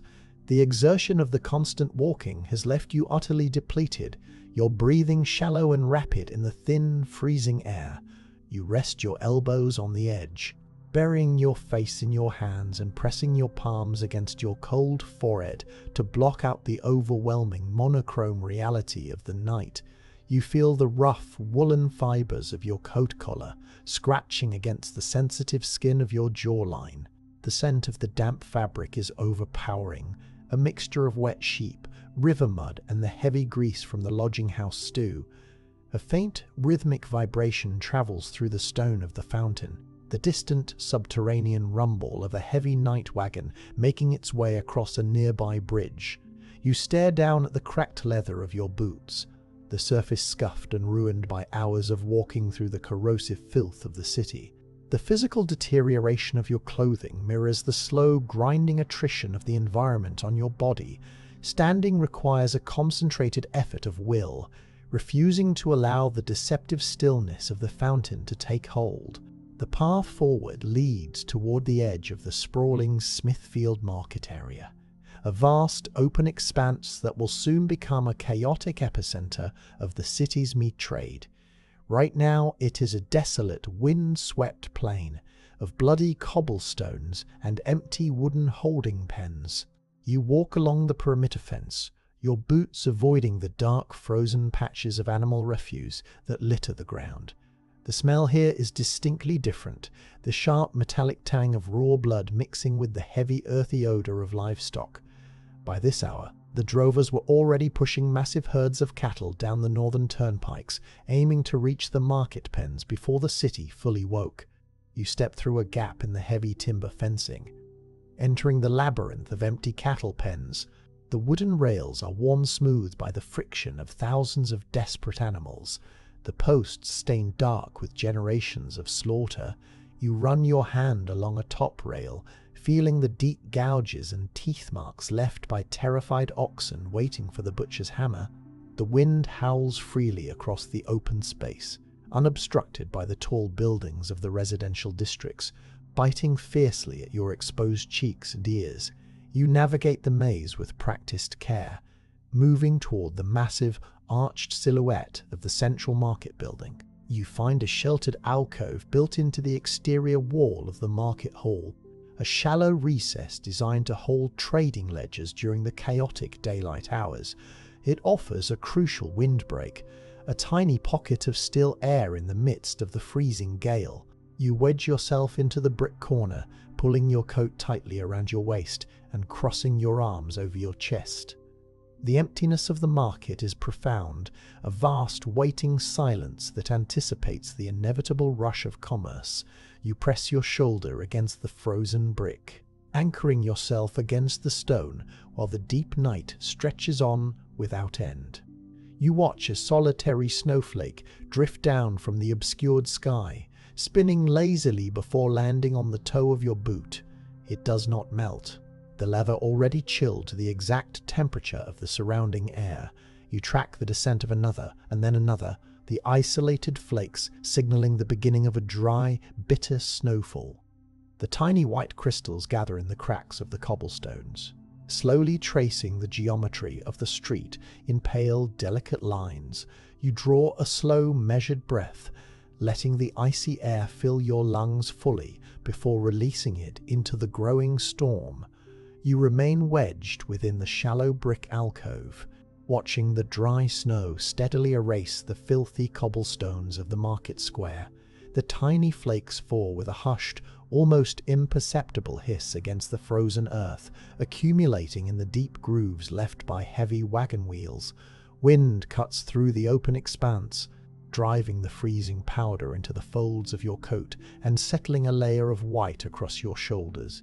You blink away the melting crystals clinging to your eyelashes, the water freezing instantly against the raw skin of your cheek. The vast emptiness of Smithfield feels less like a city and more like a barren, hostile frontier waiting for the morning. Absolute stillness dominates this final, bitter stretch of the night, a heavy void that precedes the chaos of the coming day. Frost creeps up the iron bars of the holding pens, turning the rusted metal into thick white cages that gleam weakly under the clouded moon. The scent of ancient slaughtered blood, trapped in the frozen mud, rises faintly, an earthy coppery odor that defines the history of this ground. Wooden beams groan as the temperature drops another degree, the timber contracting sharply in the unforgiving cold. Even the scavenger rats have retreated deep below the surface, leaving the market entirely to the elements. You rub your numb hands together, the friction doing little to penetrate the deep chills settled in your joints. The faint, rhythmic sound of heavy hooves begins to vibrate through the stone wall pressing against your back, a low tectonic rumble building from the northern roads. You push yourself away from the brick, your legs protesting the movement, after remaining stationary in the freezing alcove. The drovers are arriving, pushing massive herds of weary cattle through the dark streets toward the central holding pens. You step out into the falling snow, needing to find safer ground before the stampede of livestock floods the open square.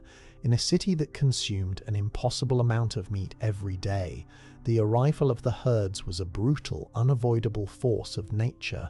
Shouts crack through the frigid air, harsh voices cursing in heavy regional accents as the men drive their beasts forward. Leather whips snap with the sharp report of pistol fire, urging the exhausted animals toward the wooden gates of the market. Enormous shadows materialize from the swirling snow, the massive shapes of longhorn cattle slipping and sliding on the icy cobblestones. Steam pours from their flared nostrils in thick white clouds, carrying the heavy, pungent smell of wet fur and damp earth. The quiet void of the night is instantly obliterated by the chaotic, terrifying energy of hundreds of panicked animals confined in a tight urban space. You navigate quickly along the perimeter fence, keeping the heavy wooden rails between yourself and the surging tide of cattle. A massive bull slams against the timber just inches from your chest, the impact shaking the entire structure and sending a shower of splinters into the snow. You stumble backward, catching your balance on a frozen hitching post, your heart hammering a frantic rhythm against your ribs. The sheer physical mass of the herd is overwhelming, a relentless wave of muscle and bone that would easily crush anyone caught in its path. You press forward along the barrier, seeking the narrow exit passage that leads away from the slaughterhouse district. You slip through the gap between two stone pillars, leaving the roaring chaos of Smithfield behind as you enter a narrow descending side street. The snow here remains undisturbed, a pristine white carpet that crunches satisfyingly beneath your worn leather boots. You follow the winding lane, guided by the faint, rhythmic clanging of a farrier's hammer ringing out through the quiet neighborhood. The glow of a newly lit forge casts a warm orange light onto the snowy street, an irresistible beacon in the brutal pre-dawn darkness. You quicken your pace, drawn entirely by the promise of radiant heat and a temporary respite from the freezing gale. Have you ever noticed how the simple sight of an open fire can make your own shivering feel suddenly worse? Heat rolls out of the open blacksmith shop in thick, heavy waves, pushing back the encroaching snow and melting the frost on the surrounding paving stones. The massive brick hearth roars with freshly stoked sea coal, the flames leaping high and casting erratic, dancing shadows across the cramped workspace. Tools hang from wooden racks along the soot-stained walls, a formidable collection of iron tongs, heavy hammers, and sharp rasps catching the firelight. A thick-set man in a heavy leather apron works a pair of bellows with rhythmic, mechanical precision, feeding oxygen into the hungry heart of the forge. The smell of burning coal and hot iron dominates the immediate atmosphere, a sharp industrial tang that burns the back of the throat. You approach the edge of the light, hovering just outside the doorway where the heat of the shop meets the freezing air of the street. The blacksmith glances up, his face slick with sweat and blackened by soot, but he offers no objection to your silent presence. You hold your raw, blistered hands out toward the forge, feeling the intense thermal energy slicing through the numbness in your fingers. The sudden influx of warmth causes your skin to sting fiercely, a painful but desperately welcome sensation of returning circulation. You close your eyes, absorbing the radiant heat, while the rhythmic clanging of his hammer creates a steady, grounding anchor in the chaotic night. You watch him pull a glowing rod of iron from the coals, the metal burning a brilliant, translucent orange in the dim shop. He lays it across the heavy steel anvil, striking it with precise, calculated blows that shower the earthen floor in bright, dying sparks. You step a fraction of an inch closer, drawn magnetically by the blistering heat emanating from the raw, workable metal. The intense light sears your retinas, leaving floating purple after-images when you look away into the darker corners of the room. You stand perfectly still, letting the heavy industrial labor of the forge wash over you, a temporary sanctuary built of fire and noise. Blacksmiths operating near the meat markets often worked through the deepest hours of the night, repairing the iron shoes of the draft horses before the massive drays began hauling carcasses at dawn. Fine ash drifts down from the blackened rafters, settling onto the shoulders of the smith like a dry grey snowfall. The massive anvil rings with a clear, bell-like tone after every strike, the sound vibrating in the chest cavity and rattling the loose teeth in the jaw. Cooling buckets of murky water stand near the hearth, releasing sudden, violent clouds of steam whenever a hot shoe is plunged beneath the surface.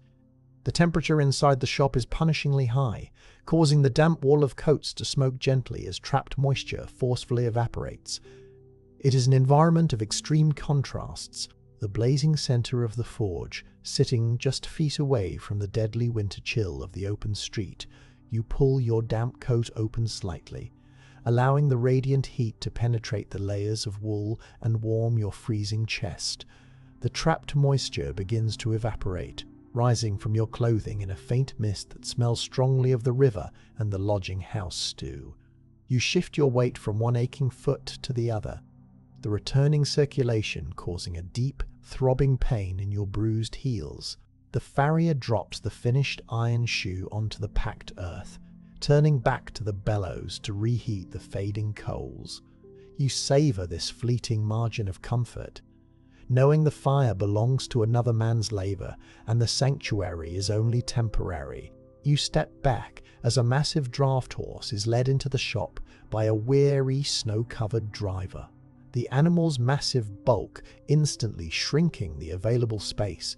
The beast snorts loudly, its breath creating a huge cloud of white vapor that obscures the glowing hearth for a brief second. You retreat further into the street, surrendering your prime position near the fire to the paying customer and his essential cargo. The freezing air wraps around you again immediately, the sudden loss of heat feeling like a physical assault against your skin. You turn your back on the warm orange glow, forcing yourself to face the dark snow-covered avenue leading deeper into the sleeping city. The poorest residents of the city existed in a state of constant displacement, always moving to make room for the legitimate commerce that sustained the empire. Thick accumulation of dry snow has already begun to soften the sharp, brutal angles of the brick buildings and the jagged edges of the cobblestones. The wind has dropped completely, leaving a heavy, muffled silence that absorbs the sound of your boots and the distant clanging of the forge.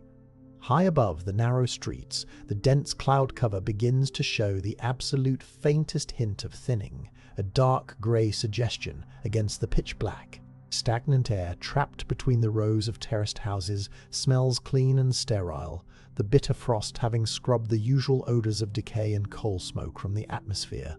The world seems to be holding its breath, caught in the stagnant, suspended final hour before the earth turns back toward the sun. You plunge your hands deep into your pockets, your fingers finding the worn edges of the remaining copper pennies. The cold has returned with a vengeance, driving the recent warmth from your body and reasserting its dominance over your exhausted muscles. You walk with a slow mechanical rhythm, your head bowed against the falling snow, focusing entirely on the square of pavement immediately before your boots. A stray cat watches you from the top of a wooden barrel, its green eyes reflecting the faint, ambient light before it turns and vanishes into the dark. You keep moving, knowing that the pre-dawn stillness is the most dangerous time of the entire day, the hour when the exhausted simply lie down and fail to wake up. You navigate a narrow alleyway connecting two larger residential streets, the passage so dark you have to run your hand along the freezing brickwork to avoid stumbling. The rough texture of the mortar provides a necessary tactile anchor. In the disorienting, snow-filled gloom, you emerge into a small circular courtyard surrounded by the high, blank walls of a debtor's prison, the imposing structure radiating a heavy institutional despair. A single barred window high on the stone facade shows a faint flicker of candlelight, a solitary prisoner keeping the lonely vigil in the freezing dark. You hurry past the grim building, anxious to leave the shadow of the imposing walls behind. Iron gates of a nearby cemetery rattle faintly, the chains securing them swinging with a slow, mournful friction against the metal bars. The snow covers the uneven ground inside, turning the forgotten, sunken graves into a smooth, pristine field of white. Branches of a massive, ancient yew tree droop low over the perimeter wall, their dark green needles heavily burdened by the accumulating frost. The air here holds a distinct, biting stillness, free from the chaotic cross-currents of the wind in the open avenues. It is a pocket of absolute quiet in a city that rarely sleeps, a frozen monument to the generations that built the metropolis and returned to its soil. You turn away from the iron gates, your breath pluming in thick, ragged clouds that hang in the still air before slowly dissipating. The physical toll of the night is absolute, a bone-deep ache that makes every step feel like a monumental negotiation with gravity. You pull your collar up over your nose, filtering the freezing air through the damp wall in an attempt to protect your burning lungs. The sky above the eastern rooftops begins to shift from pitch black to a bruised, heavy slate. The very first subtle indication that the night will eventually end. You walk toward that faint promise of light, your boots leaving a solitary, unbroken trail through the fresh snow. You pause at the approach to London Bridge, the massive stone structure looming like a dark fortress against the bruised sky. The wind funneling down the river channel strikes your face with the force of a physical blow, carrying the sharp scent of crushed ice and raw brine. You grip the freezing stone parapet, peering over the edge at the churning black water below, where huge jagged plates of ice grind against the massive wooden starlings. The sheer power of the blocked current vibrates through the masonry, traveling up your arms and rattling the bones in your jaw. You pull your damp wool scarf tighter around your neck, desperate to seal the vulnerable gap against the punishing draft. The river roars in the darkness beneath you, a chaotic, unyielding force wrestling with the expanding grip of the deep winter freeze. Frost coats the iron lanterns suspended above the thoroughfare, their unlit glass panes obscured by intricate patterns of frozen condensation. The physical isolation of the bridge magnifies the bitter temperature, stripping away the meager radiant heat retained by the dense brickwork of the narrow alleys. You feel the immense crushing weight of the atmosphere pressing down on the metropolis, holding millions of souls in a state of suspended animation. Snow crunches loudly beneath your stiff leather boots in the desolate silence of the crossing, marking your solitary progress across the span. The dark shapes of the Southwark warehouses stand motionless on the far bank, an imposing wall of blackened brick holding back the sprawling slums. You walk toward a massive wooden cart abandoned near the southern arch, its iron-rimmed wheels locked firmly in the accumulating snowdrifts. A torn canvas tarpaulin flaps fiercely in the gale, snapping like a ship's rigging and exposing a cargo of empty frost-covered timber barrels. You wedge yourself into the narrow space between the cart and the stone balustrade, using the heavy wagon as a rudimentary windbreak against the relentless onslaught. The relief is immediate but fragile.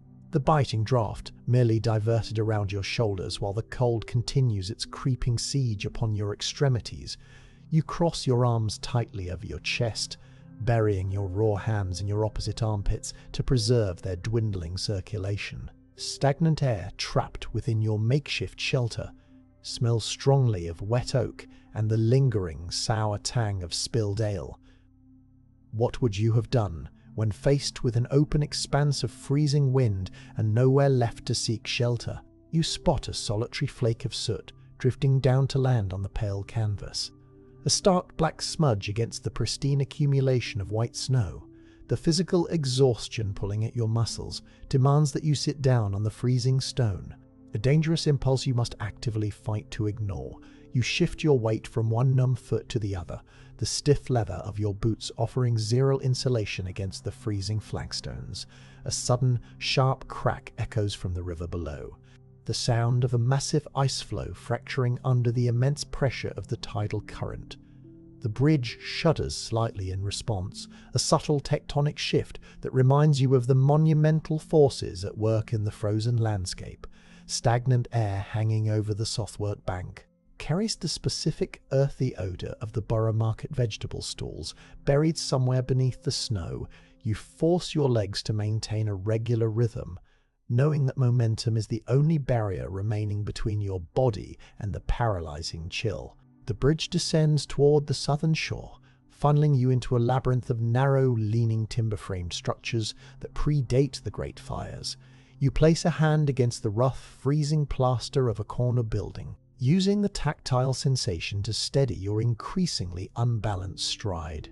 The architecture here leans inward, creating a claustrophobic tunnel that blocks the wind but traps the freezing dampness closer to the earth.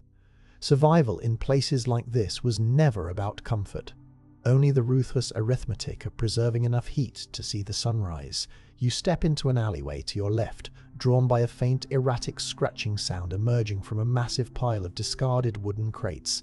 You halt, your breath pluming in thick white clouds, and strain your eyes to penetrate the deep shadows cast by the overhanging eaves. The shape of a feral dog materializes from the gloom, its matted fur caked with ice as it digs frantically at a frozen scrap of refuse. You maintain your distance, respecting the desperate, dangerous energy of a starving animal pushed to the very brink of endurance. The beast snaps its jaws at the frozen ground, the sharp clack of its teeth echoing clearly in the hushed, snow-muffled street before it turns and bolts into the darkness. A faint, yeasty aroma suddenly floods the frigid air, a rich, complex scent of fermenting dough and hot brick rising from an underground bakehouse. You track the smell to a grated iron vent set low in the foundation of a towering brick tenement. The metal bars slick with condensed moisture. Warm exhaust pours from the subterranean vent in a continuous, billowing cloud of white steam, carrying the unmistakable fragrance of baking rye and barley. You kneel beside the iron grate, positioning yourself to intercept the rising plume of heat before it dissipates into the freezing atmosphere. The sudden temperature change causes a fierce, throbbing pain to erupt in your knuckles, the blood rushing back into the constricted vessels with agonizing force. In winters like this, the boundary between human and animal desperation often blurred into a single, shared struggle for the next meal. You push your bare, blistered hands directly over the rising steam, groaning involuntarily as the blistering heat slices through the numbness in your fingers. You close your eyes, leaning your face into the fragrant vapor, to thaw the frost clinging to your eyelashes and the frozen wool of your scarf. The sounds of heavy wooden paddles scraping against stone ovens vibrate through the iron bars. The bakers laboring furiously in their subterranean fortress to feed the waking city. You absorb the stolen warmth with desperate gratitude, letting the rich, bread-scented air fill your burning lungs and soothe the raw tissue. The heat radiates upward, baking the dampness out of your coat and creating a localized pocket of survival in the brutal night. You hold your position until footsteps crunch heavily through the snow on the main thoroughfare, forcing you to abandon your precious spot over the baking vent. You scramble upward, your knees protesting the sudden movement, and press your back flat against the freezing brickwork of the alley entrance. A pair of night watchmen trudge past the intersection, their heavy wool coats dusted with white powder and their faces buried in thick scarves. You remain motionless, holding your breath, while the swinging yellow light from their pierced tin lanterns arcs across the snow-covered cobblestones. The men do not turn their heads, their attention focused on finishing their miserable patrol and returning to the relative warmth of the watchhouse. Have you ever noticed how the most vital moments of survival rely on remaining unseen? Footsteps fade into the overarching silence of the pre-dawn hours, leaving the street empty and desolate once again. The brief exposure to the bakehouse exhaust has left your coat damp with condensation, a dangerous condition as the moisture rapidly begins to freeze in the open air.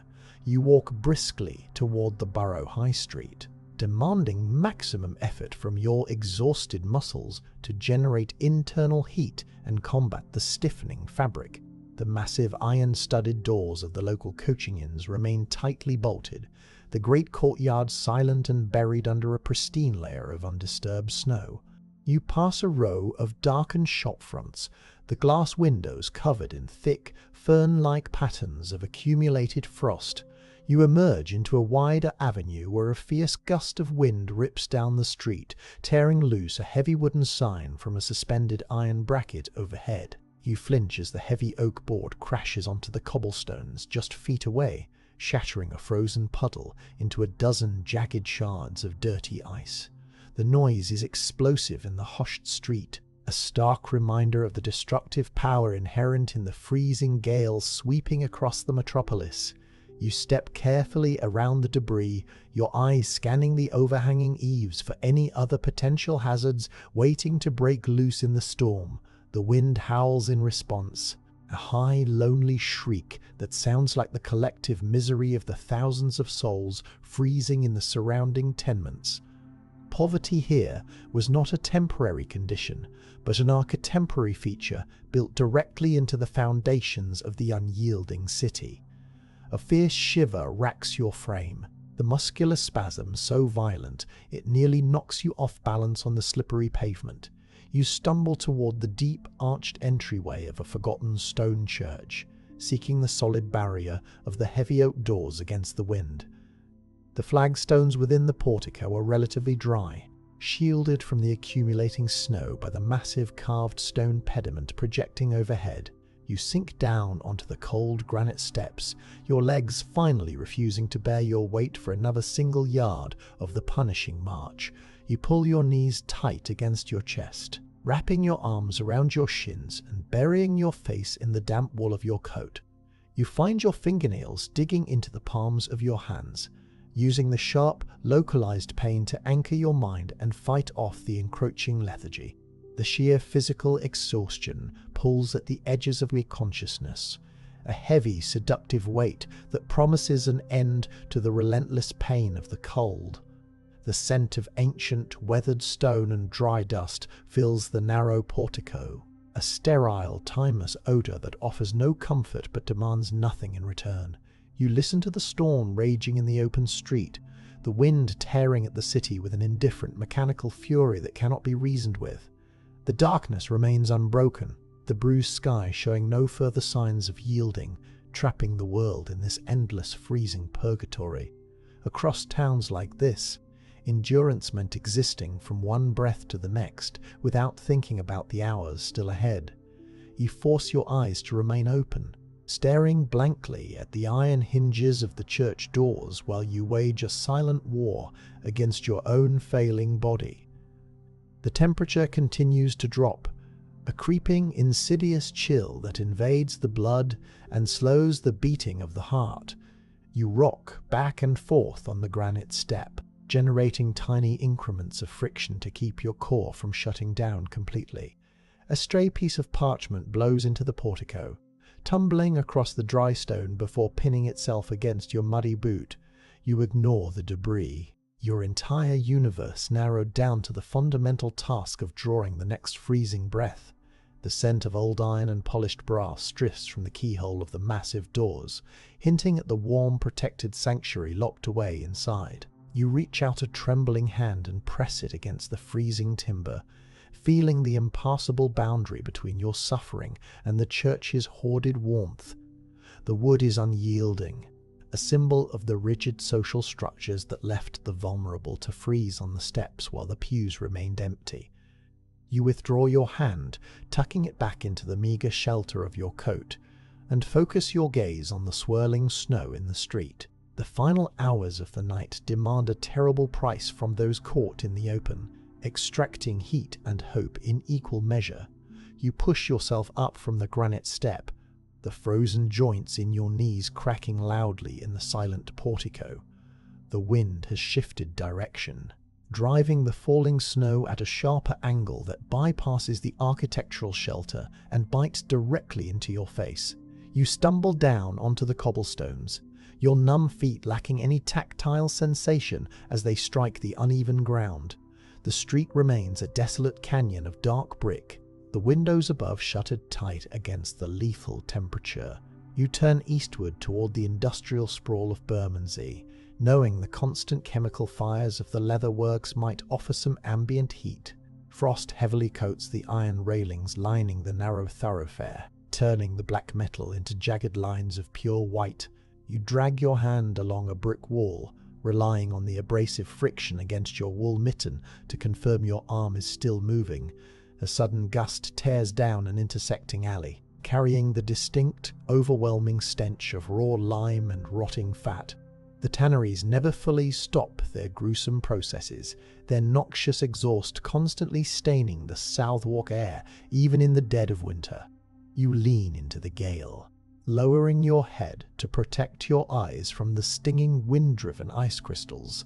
In districts dedicated to the heaviest industries, the air itself became a physical presence that residents learned to navigate rather than ignore. You navigate through a maze of high wooden fences, the timber stained dark by decades of corrosive chemical exposure. The snow here mixes with thick, toxic runoff, creating a treacherous slush that threatens to eat through the worn soles of your leather boots. You step carefully over a frozen gutter, filled with a milky, foul-smelling liquid that refuses to solidify in the cold. A massive wooden gate stands slightly ajar ahead, its heavy iron hinges coated in thick layers of yellow grease. You slip through the narrow opening, entering a sprawling yard filled with dozens of deep rectangular curing pits. Plumes of acrid steam rise from several of the open vats, the heat generated by the chemical reactions combating the bitter freeze of the night. You approach the nearest pit, the smell of oak bark liquor and decaying hide so intense it forces a sudden watering sting into your eyes. A thick crust of ice is formed over the surface of the adjacent lime bath, trapping the corrosive mixture beneath a fragile, translucent shield. You pause near the steaming vat, letting the noxious but desperately warm vapor wash over your freezing chest and shoulders. The heat smells terrible, a nauseating combination of slaughterhouse and apothecary, but the thermal energy is absolutely vital for your continued survival. You hear the heavy, dragging sound of footsteps approaching from a covered shed on the far side of the yard. You retreat quickly into the shadows behind a towering stack of raw, salted hides, the stiff leather forming a rigid, foul-smelling barricade. Two men, wrapped in thick, protective leather aprons, emerge into the snow, carrying long wooden poles tipped with heavy iron hooks. They approach the frozen lime bath, driving the metal spikes downward with brutal force to shatter the ice crust. The sharp, explosive cracks of the breaking ice echo across the hushed yard, followed by the heavy splashing of the corrosive liquid. The most punishing labor was always reserved for the hours when the rest of the city could pretend it was not happening. You crouch low behind the stack of hides, the stiff, salted edges digging painfully into the fabric of your coat. The toxic steam from the broken vat drifts toward your hiding place, burning the delicate lining of your nostrils and leaving a bitter, alkaline taste on your tongue. The men work without speaking, their breath pluming white against the dark backdrop of the brick boundary wall. You watch them drag a heavy, dripping skin from the mixture, the pale shape looking ghost-like and unnatural in the dim pre-dawn light. The physical toll of their labor is evident in the agonizing way they heave the massive weight onto a wooden drainage cart. You wait until the laborers drag the loaded cart toward a different section of the facility. Before abandoning your hiding spot, you retrace your steps toward the wooden gate, moving swiftly to minimize your exposure to the hazardous environment. The toxic slush splashes against your ankles, the corrosive liquid instantly beginning to break down the protective oils in your worn boots. You slip back out into the open street, abandoning the foul-smelling heat of the tanneries for the clean, sterile blade of the winter wind. The snow has intensified, falling in thick, heavy curtains that reduce visibility to a matter of feet. You pull your scarf up over your nose, using the damp wool to filter the freezing air and protect your lungs from the shock of the cold. The cobblestones are buried under the drift now, transforming the urban landscape into a treacherous, featureless white plain. You stumble over a hidden curb, your knee striking the frozen stone with a jarring impact that sends a spike of agony shooting up your thigh.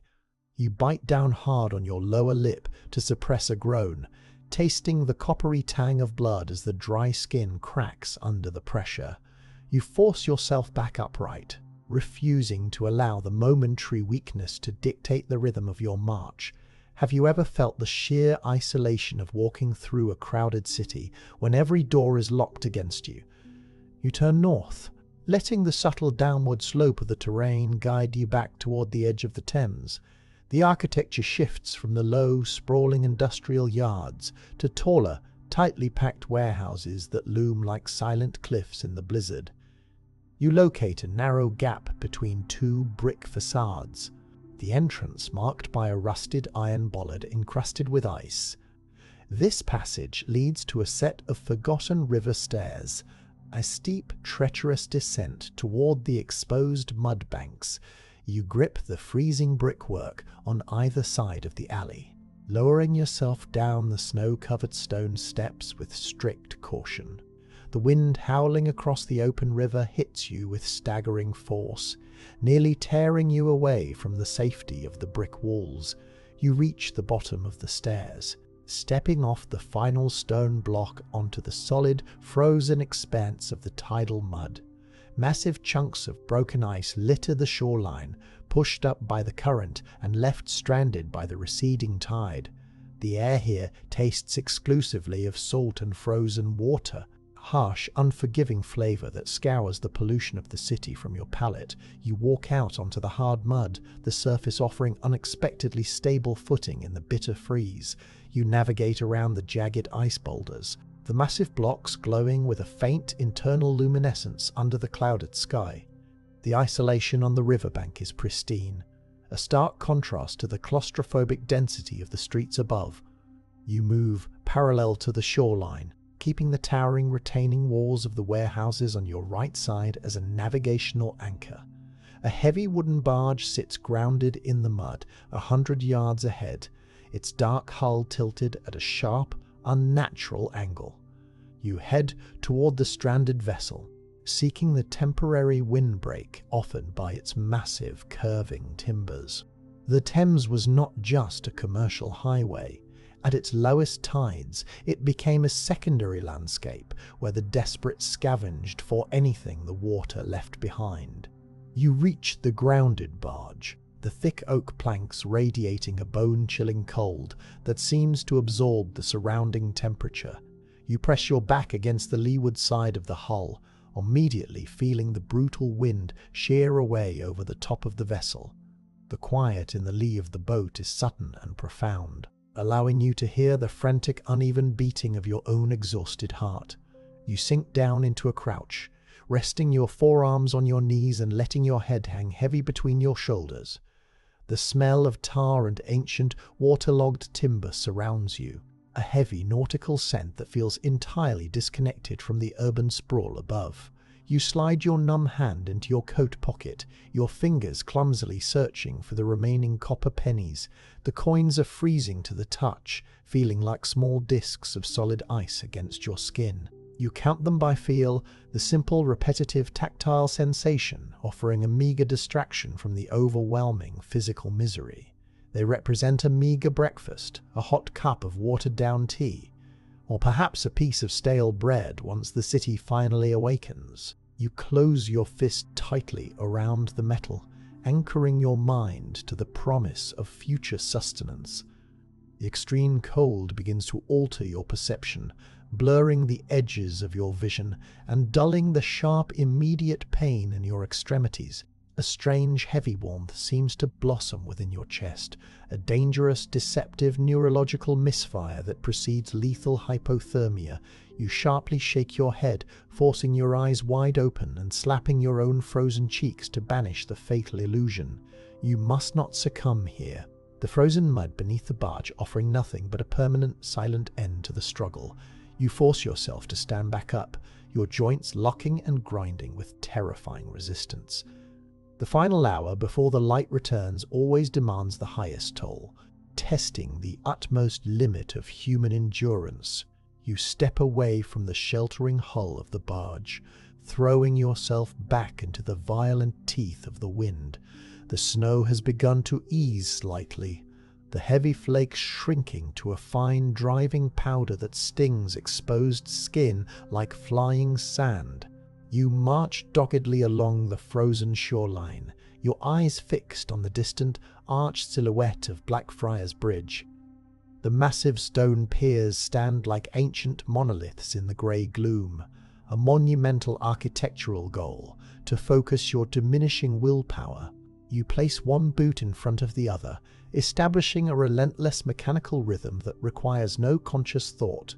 The sound of the river rushing through the narrow arches of the bridge grows louder, a continuous roar that vibrates through the frozen mud.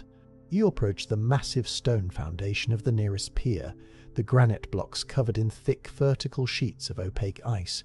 The tidal current has carved treacherous channels into the mudbank around the base, forcing you to alter your path and navigate closer to the steep retaining wall of the city. You grab a rusted iron mooring ring bolted into the brickwork, using it to haul yourself up over a particularly steep ridge of frozen silt. The iron leaves a dusting of red oxidation across the palm of your mitten. You locate another flight of stone stairs leading back up to the street level, the entrance partially blocked by a massive drift of snow. You begin the agonizing climb, kicking your boots hard into the powder to find the solid stone treads buried beneath. Your lungs burn with every inhaled breath, the freezing air feeling like shattered glass scraping against the delicate tissues. You reach the top and pull yourself over the final step. Collapsing onto your hands and knees on the snow-covered pavement, you remain on the ground for a long moment, your head bowed as you fight to drag oxygen into your starved system. You push yourself back up to a standing position, your legs trembling so fiercely they barely support your weight. The avenue here is wide and desolate, lined with the dark shuttered facades of wealthy merchant houses. Faint, yellow light spills from the cracks around a basement doorway further down the block, signaling the very first stirrings of the domestic servants beginning their daily chores. The smell of burning coal begins to return to the air, a metallic tang that promises the eventual return of heat and life to the frozen city. You begin to walk toward the distant light, drawn by the desperate, fundamental human need for warmth. You approach the heavy iron grating set flush into the pavement, the metal slick with a thick layer of fresh frost.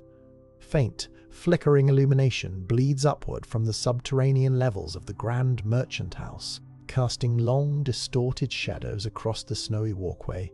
The sharp scent of sulfur and ignited coal rises through the bars, carrying a wave of precious, localized heat that fights back the freezing winter air. You kneel beside the iron barrier, ignoring the biting chill of the stone against your raw knees to position your face directly over the exhaust. The thermal current washes over your frozen skin, a harsh, stinging sensation that signals the agonizing return of circulation to your numb cheeks. You grip the rusted bars with both hands, using your body weight to test the integrity of the heavy iron grate. The metal structure shifts slightly within its stone housing, the old mortar having crumbled away during decades of severe winter freezes. You slide your blistered fingers under the heavy iron lip, bracing your boots against the cobblestones for leverage. The grate lifts with a harsh, grinding friction, the sound unnervingly loud in the hushed, snow-covered avenue. You slide the barrier aside, just enough to create a narrow gap, a dark vertical passage dropping down into the belly of the merchant's coal chute. You maneuver your legs into the opening, your worn boots finding a steep, slanted wooden ramp designed to funnel deliveries into the cellar. The descent offers a sudden, shocking transition from the biting wind to a stagnant, suffocating atmosphere of concentrated mineral dust. Have you ever noticed how descending underground instantly alters the perceived weight of the world above your head? You slide carefully down the wooden chute, the rough, splintered timber scraping harshly against the damp wool of your heavy coat. The air inside the cellar tastes of crushed ancient forests and oxidized iron, a heavy, unbreathable mixture that coats the back of your throat. You land on a massive pile of compacted sea coal, the black rocks shifting and grinding loudly beneath your shifting weight. The pitch-black space offers zero visibility, forcing you to navigate blindly through the hazardous, uneven terrain. You reach out your hands, feeling the damp, freezing brick wall to your left, using the solid masonry as a guide through the subterranean darkness. You crawl over the uneven peaks of the coal pile, your knees sinking into the shifting, abrasive fuel with every forward movement. The ambient temperature in the cellar is significantly higher than the frozen street, insulated by tons of earth and the massive stone foundations of the towering house. A faint, rhythmic roaring sound echoes from the adjoining room, the unmistakable vibration of a massive cast-iron furnace operating at maximum capacity. You move toward the sound, your boots leaving the coal pile and finding the smooth, worn flagstones of the cellar floor. A narrow gap beneath a heavy oak door spills a horizontal blade of orange light across the dusty stones, illuminating a path toward the mechanical heart of the building. Survival in these environments often meant becoming a ghost in the spaces the wealthy intentionally ignored.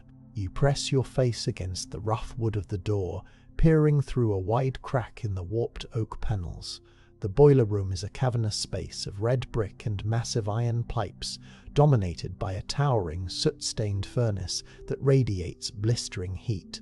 A young scullery maid labors before the open firebox, her thin cotton dress plastered to her skin by the intense, inescapable sweat of her trade. She wields a long iron poker, stabbing viciously at the glowing coals to break up the clinkers and maintain the necessary airflow for the massive fire. The brutal physical reality of her task stands in stark contrast to the elegant, pristine living quarters situated several floors above her head. You watch the intense thermal energy warp the air inside the room, creating a shimmering, mirage-like distortion around the heavy iron boiler. The maid drops the poker, retrieving a heavy canvas sack of fresh coal and heaving it toward the hungry flames. Her face reflects a numb, exhausted resignation, the expression of someone who has fed this mechanical beast every morning for years without acknowledgement or relief. The fire roars with renewed vigor, consuming the fresh fuel and sending a rush of superheated air whistling through the complex network of copper pipes lining the ceiling. You remain perfectly still behind the door, absorbing the radiant heat that bleeds through the thick oak planks and seeps into your frozen bones. At this time, maintaining the luxury of a warm house required the hidden, relentless labor of servants working long before the dawn. You slide down the wooden doorframe, coming to rest in a seated position on the dusty flagstones of the coal cellar.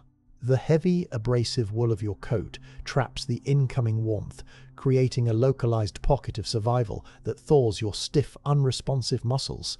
You pull your knees tight against your chest, resting your chin on your folded arms while you listen to the rhythmic industrial sounds from the adjoining room.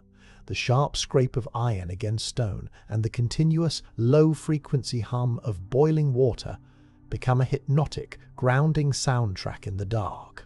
The agonizing pain in your fingers and toes begins to subside, replaced by a dull, throbbing ache that signifies the successful preservation of the tissue.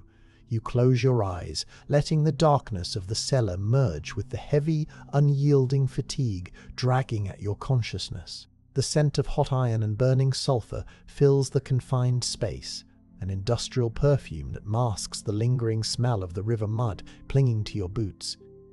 A sudden, sharp clatter of dropped metal from the boiler room jolts you back to a state of heightened awareness. Your heart hammering a rapid warning rhythm against your ribs.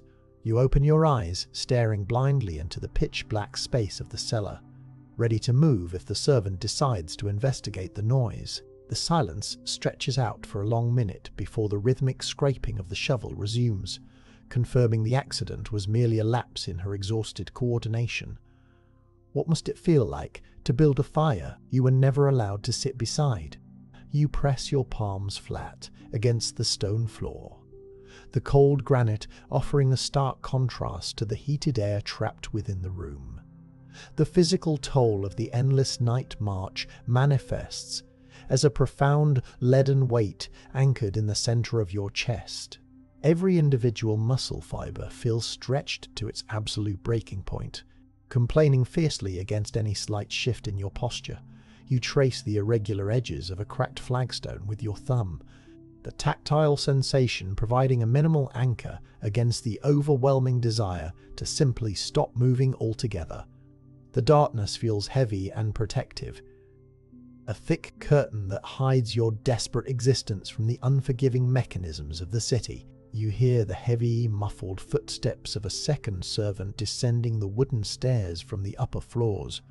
The heavy tread belongs to a large man, likely the estate's groundskeeper or the head footman, arriving to begin his own grueling morning routine. You flatten your body against the brick wall, pressing yourself into the deepest shadow near the base of the massive coal pile.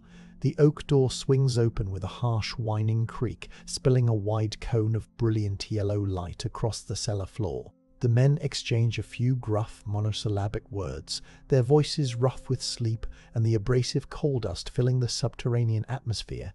Poverty here was an endless negotiation for the scraps of warmth discarded by the wealthy. You watch the large man grab a heavy wooden wheelbarrow, tracking it toward the edge of the coal pile where you hide.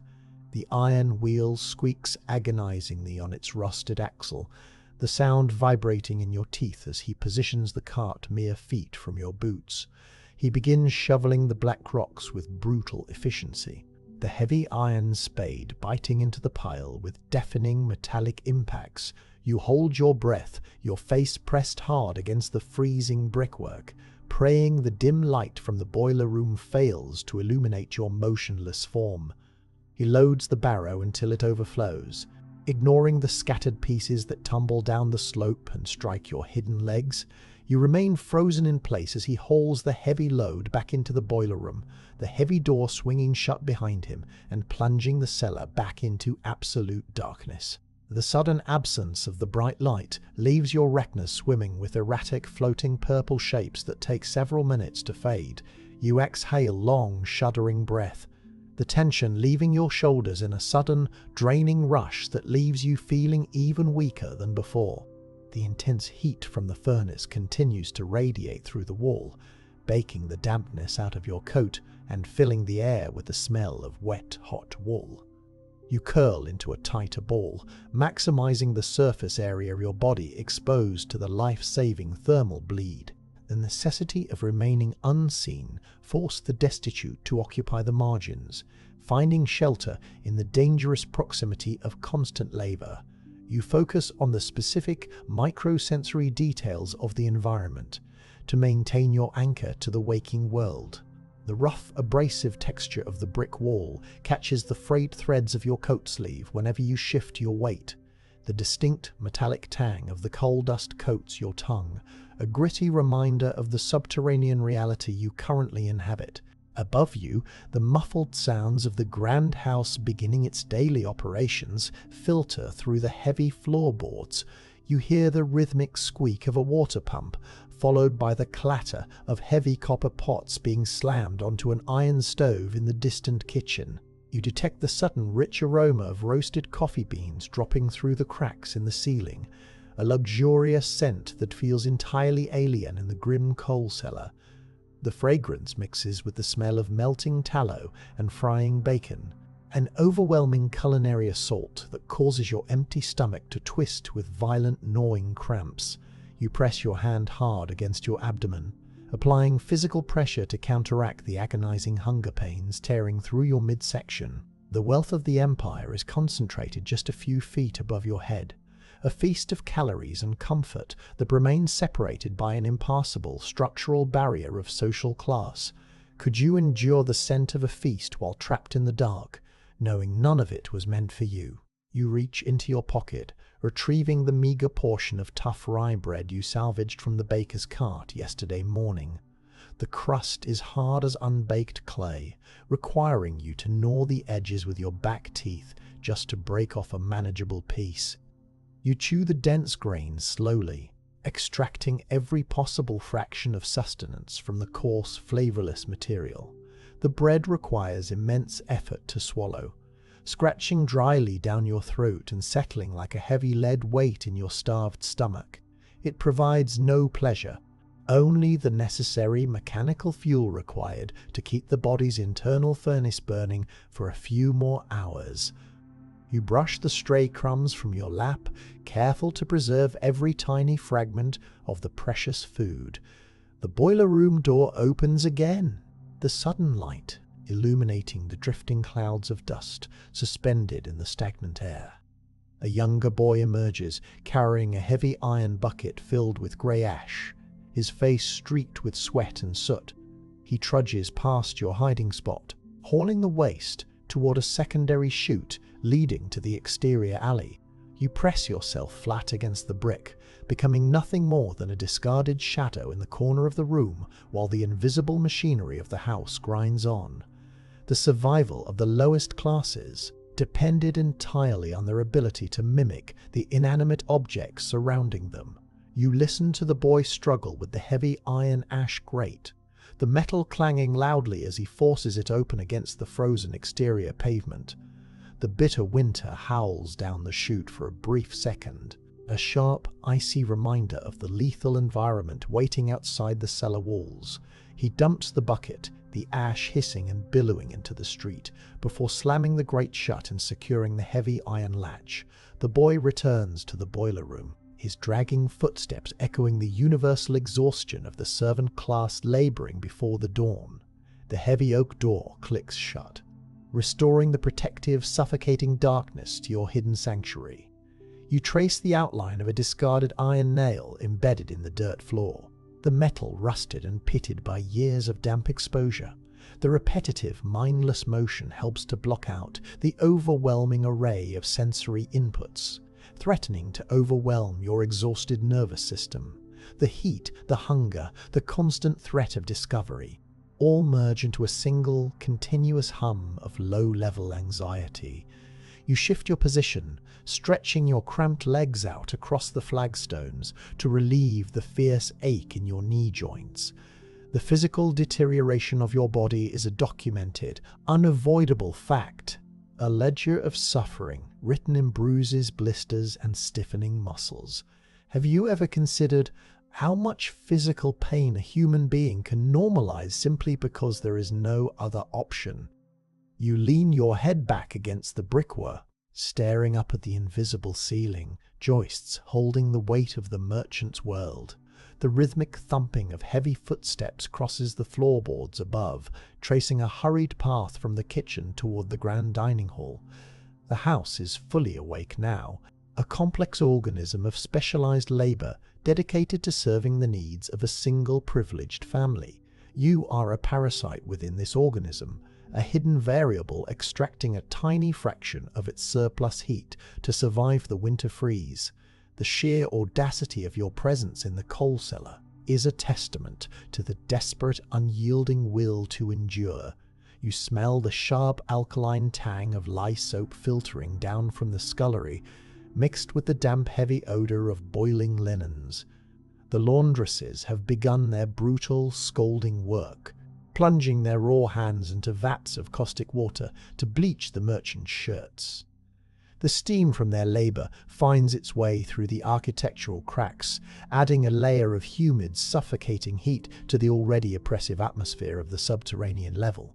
You wipe a line of sweat from your forehead, the sudden moisture a startling contrast to the freezing ice that coated your face just an hour ago. The environment has shifted from one extreme to another, offering no comfortable middle ground for the human body to occupy. Even the sanctuary of heat carried its own punishing weight, a heavy, unbreathable air that demanded its own kind of endurance. You focus on the steady, mechanical roaring of the cast iron furnace, using the sound as a focal point to maintain your grip on reality. The noise is a constant, unwavering force. Unlike the chaotic, unpredictable dangers of the open street, it represents a controlled, harnessed element, a fire built for a specific utilitarian purpose rather than a destructive rampage. You imagine the flames dancing behind the heavy iron door, consuming the black coal and transforming it into the radiant energy keeping you alive. The thought provides a strange, abstract comfort, a connection to the fundamental laws of thermodynamics that govern both the wealthy and the destitute equally. You sit in the suffocating darkness, letting the heavy industrial hours roll over you like a rising tide. The physical demands of the night have extracted their maximum toll, leaving you in a state of hollow, aching stillness. You do not move, you do not speak, you simply exist in the narrow margin between the freezing street and the burning furnace. The world outside the cellar walls continues its relentless, indifferent rotation toward the morning, oblivious to the silent, desperate negotiation for survival occurring in the shadows below. You remain seated on the cold flagstones, your spine pressed flat against the rough, uneven brickwork of the cellar wall. The ambient heat from the adjoining boiler room wraps around your frozen limbs, a slow, methodical thaw that drives the winter chill down into the stone floor beneath you. You feel the heavy, damp wool of your coat begin to stiffen as the moisture evaporates, creating a rigid but wonderfully warm shell around your shoulders. A single drop of condensation falls from a copper pipe high above, striking the compacted earth with a flat, hollow smack. The thick darkness presses against your open eyes, a suffocating blanket that obscures the massive piles of sea coal surrounding your hidden sanctuary. You trace the jagged edge of a broken lump of coal with your thumb, the sharp mineral texture offering a grounding anchor in the lightless void. The rhythmic roaring of the cast-iron furnace vibrates through the foundation, a low tectonic hum that resonates directly within your chest cavity. You listen to the massive iron gears of the house turning above you, the muffled thud of servants' boots and the distant clatter of heavy ceramic basins. These sounds filter down through the thick oak floorboards, stripped of their urgency and transformed into a distant, mechanical heartbeat. The smell of burning sulfur and hot iron fills your lungs with every shallow breath, a dry, industrial fragrance that masks the lingering odor of the river mud. You shift your left leg an inch to the right, releasing a tight, agonizing knot in your calf muscle that has persisted since the punishing walk across the bridge. The friction of your heavy boots scraping against the stone echoes briefly, before being swallowed by the relentless hum of the fire. Have you ever noticed how darkness forces your ears to map the dimensions of a room? You focus your attention on the hairline fracture of light bleeding from beneath the heavy oak door. The illumination is a fierce, brilliant orange, a testament to the raging inferno contained within the adjacent firebox. Tiny, silhouetted specks of dust drift lazily across this narrow beam, moving with the sluggish grace of underwater debris caught in a slow current. You watch them rise and fall, tracking their chaotic trajectories until your eyes sting from the effort of focusing on such minute details. The heat radiating from that crack acts as a physical tether, pulling the last remnants of the deadly frost from your stiff, unresponsive joints. You let your head tilt back against the masonry, the rough surface catching the woven threads of your wool cap. The agonizing pain in your extremities begins a slow retreat, replaced by a heavy, pulsing ache that beats in time with your own heart. You flex your fingers inside your coat pockets, the raw, blistered skin stretching tight across your knuckles with a dull, throbbing protest. The sensation is exquisite, an undeniable confirmation that the living tissue survived the brutal exposure of the frozen Thames. You uncross your ankles, allowing the heavy leather of your boots to rest flat against the dusty paving stones. The soles are coated in a thick, dried crust of mud and animal refuse, a foul-smelling armor that begins to flake away in the rising temperature of the cellar. You draw a long, slow breath through your nose, savoring the arid, dusty flavor of the subterranean air.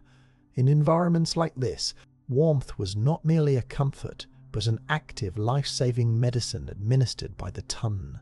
You listen to the shifting weight of the massive coal pile directly to your left, a subtle, grinding noise that indicates the slow settling of the loose rocks. The sound resembles the crushing of heavy gravel under a wagon wheel, drawn out and magnified by the enclosed acoustics of the vault. You press your shoulder against the pile, feeling the irregular, jagged points of the mineral pressing back against the thick padding of your coat. The physical mass of the fuel represents thousands of hours of unseen labor, a mountain of stored energy destined to vanish into ash before the weekends. You run your tongue over your dry, cracked lips, tasting the faint metallic residue of the airborne soot. The constant background roar of the boiler provides a continuous white noise, drowning out the unpredictable, terrifying sounds of the open street.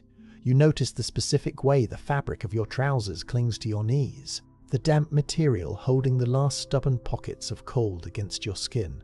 You rub your hands briskly over your thighs, the friction generating a meager, localized heat that helps accelerate the drying process. The scent of wet sheep's wool becomes overpowering, a humid, heavy odor that fills the narrow space between the coal pile and the wall. You welcome the smell, recognizing it as the undeniable scent of returning safety and physical preservation. A distant, muffled shout from the kitchen above barely registers, the human voice stripped of all meaning and reduced to just another structural vibration passing through the timber joists. You settle your hands back into your lap, the raw skin of your palms resting against the rough weave of the drying cloth. What kind of peace can be found? In the space between the floorboards and the earth, you sense a subtle shift in the air pressure. A faint draft pulling toward the boiler room as the immense fire demands more oxygen. The invisible current brushes against the back of your neck, a cool whisper that contrasts sharply with the radiant heat pressing against your face. You pull the edges of your collar together, sealing the final gap in your armor against the fluctuating temperatures of the cellar. The heavy oak door groans softly, the wood expanding under the constant barrage of thermal energy from the adjacent furnace. You stare blindly into the pitch-black space above the coal pile, your retinas producing phantom bursts of static color in the absence of genuine light. The visual deprivation forces your mind to turn inward, abandoning the external world to focus entirely on the slow, heavy rhythm of your own survival. You feel the tension draining from the rigid muscles of your lower back, a glorious, terrifying release of the physical armor you carried through the storm. The spine slumps naturally, finding a more forgiving alignment against the hard, uneven surface of the brickwork. You let out a slow, stuttering exhale, the breath vibrating past your vocal cords in a low, involuntary hum of sheer relief. The relentless, gnawing hunger in your stomach dulls to a manageable ache, the body prioritizing the immediate luxury of warmth over the desperate need for calories. You cross your arms securely over your chest, locking your hands beneath your opposite armpits to form a tight, self-contained unit of conserved energy. The silence stretching between the regular beats of the furnace grows longer, heavier, and infinitely more profound. Survival often required surrendering the instinct to fight, allowing the body to finally acknowledge the damage it had endured. You isolate the specific sound of the water boiling in the massive copper pipes overhead, a high-pitched, chaotic hissing that speaks of immense, contained pressure. The plumbing rattles within its iron brackets, a subtle metallic vibration that travels down the load-bearing walls and into the flagstones. You feel the tremor in the heels of your boots, a constant physical reminder of the staggering industrial power harnessed within the merchant's home. The smell of hot, polished brass mixes with the dry soot, adding a clean, sharp note to the suffocating atmosphere. You shift your jaw from side to side, feeling the tight, frozen muscles in your cheeks finally relax and soften. The grimace of pain that has locked your features for the past 10 hours slowly melts away, leaving a blank, neutral expression in the dark. You let your chin drop toward your chest, the heavy wool scarf providing a soft, scratchy cushion for your weary neck. The weight of your own skull feels monumental, the cervical spine protesting the effort required to keep your head upright. You surrender to gravity, allowing the structural support of the wall to bear the entire burden of your exhausted frame. The single crack of orange light beneath the door begins to blur, the sharp edges of the illumination turning soft and indistinct. You listen to the slow, steady rasp of your own breathing, the sound echoing hollowly within the confines of the heavy winter coat.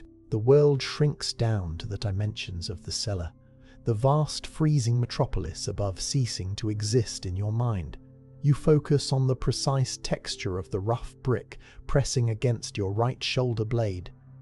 The mortar is dry and powdery, crumbling slightly under the subtle friction of your breathing. You hear the faint, high-pitched scrape of a mouse scurrying across the far side of the coal pile, the tiny claws slipping on the loose stones. The ambient temperature plateaus, reaching a steady, comfortable level that feels like a physical embrace. You inhale the rich, earthy scent of the subterranean dirt floor, an ancient smell that predates the brick walls and the iron pipes. The low-frequency rumble of the cast iron boiler continues its hypnotic, unbroken song. The exact sound of the heavy ash settling through the iron grate of the firebox registers as a soft, drawn-out sigh. The specific scrape of a shifting ember turning from bright red to a dull, cooling grey echoes against the metal casing. The slow, deep groan of the massive oak floorboards contracting above your head signals the house adjusting to the internal heat. The faint smell of tallow wax drifting from the staircase mixes with the heavy odour of the coal dust.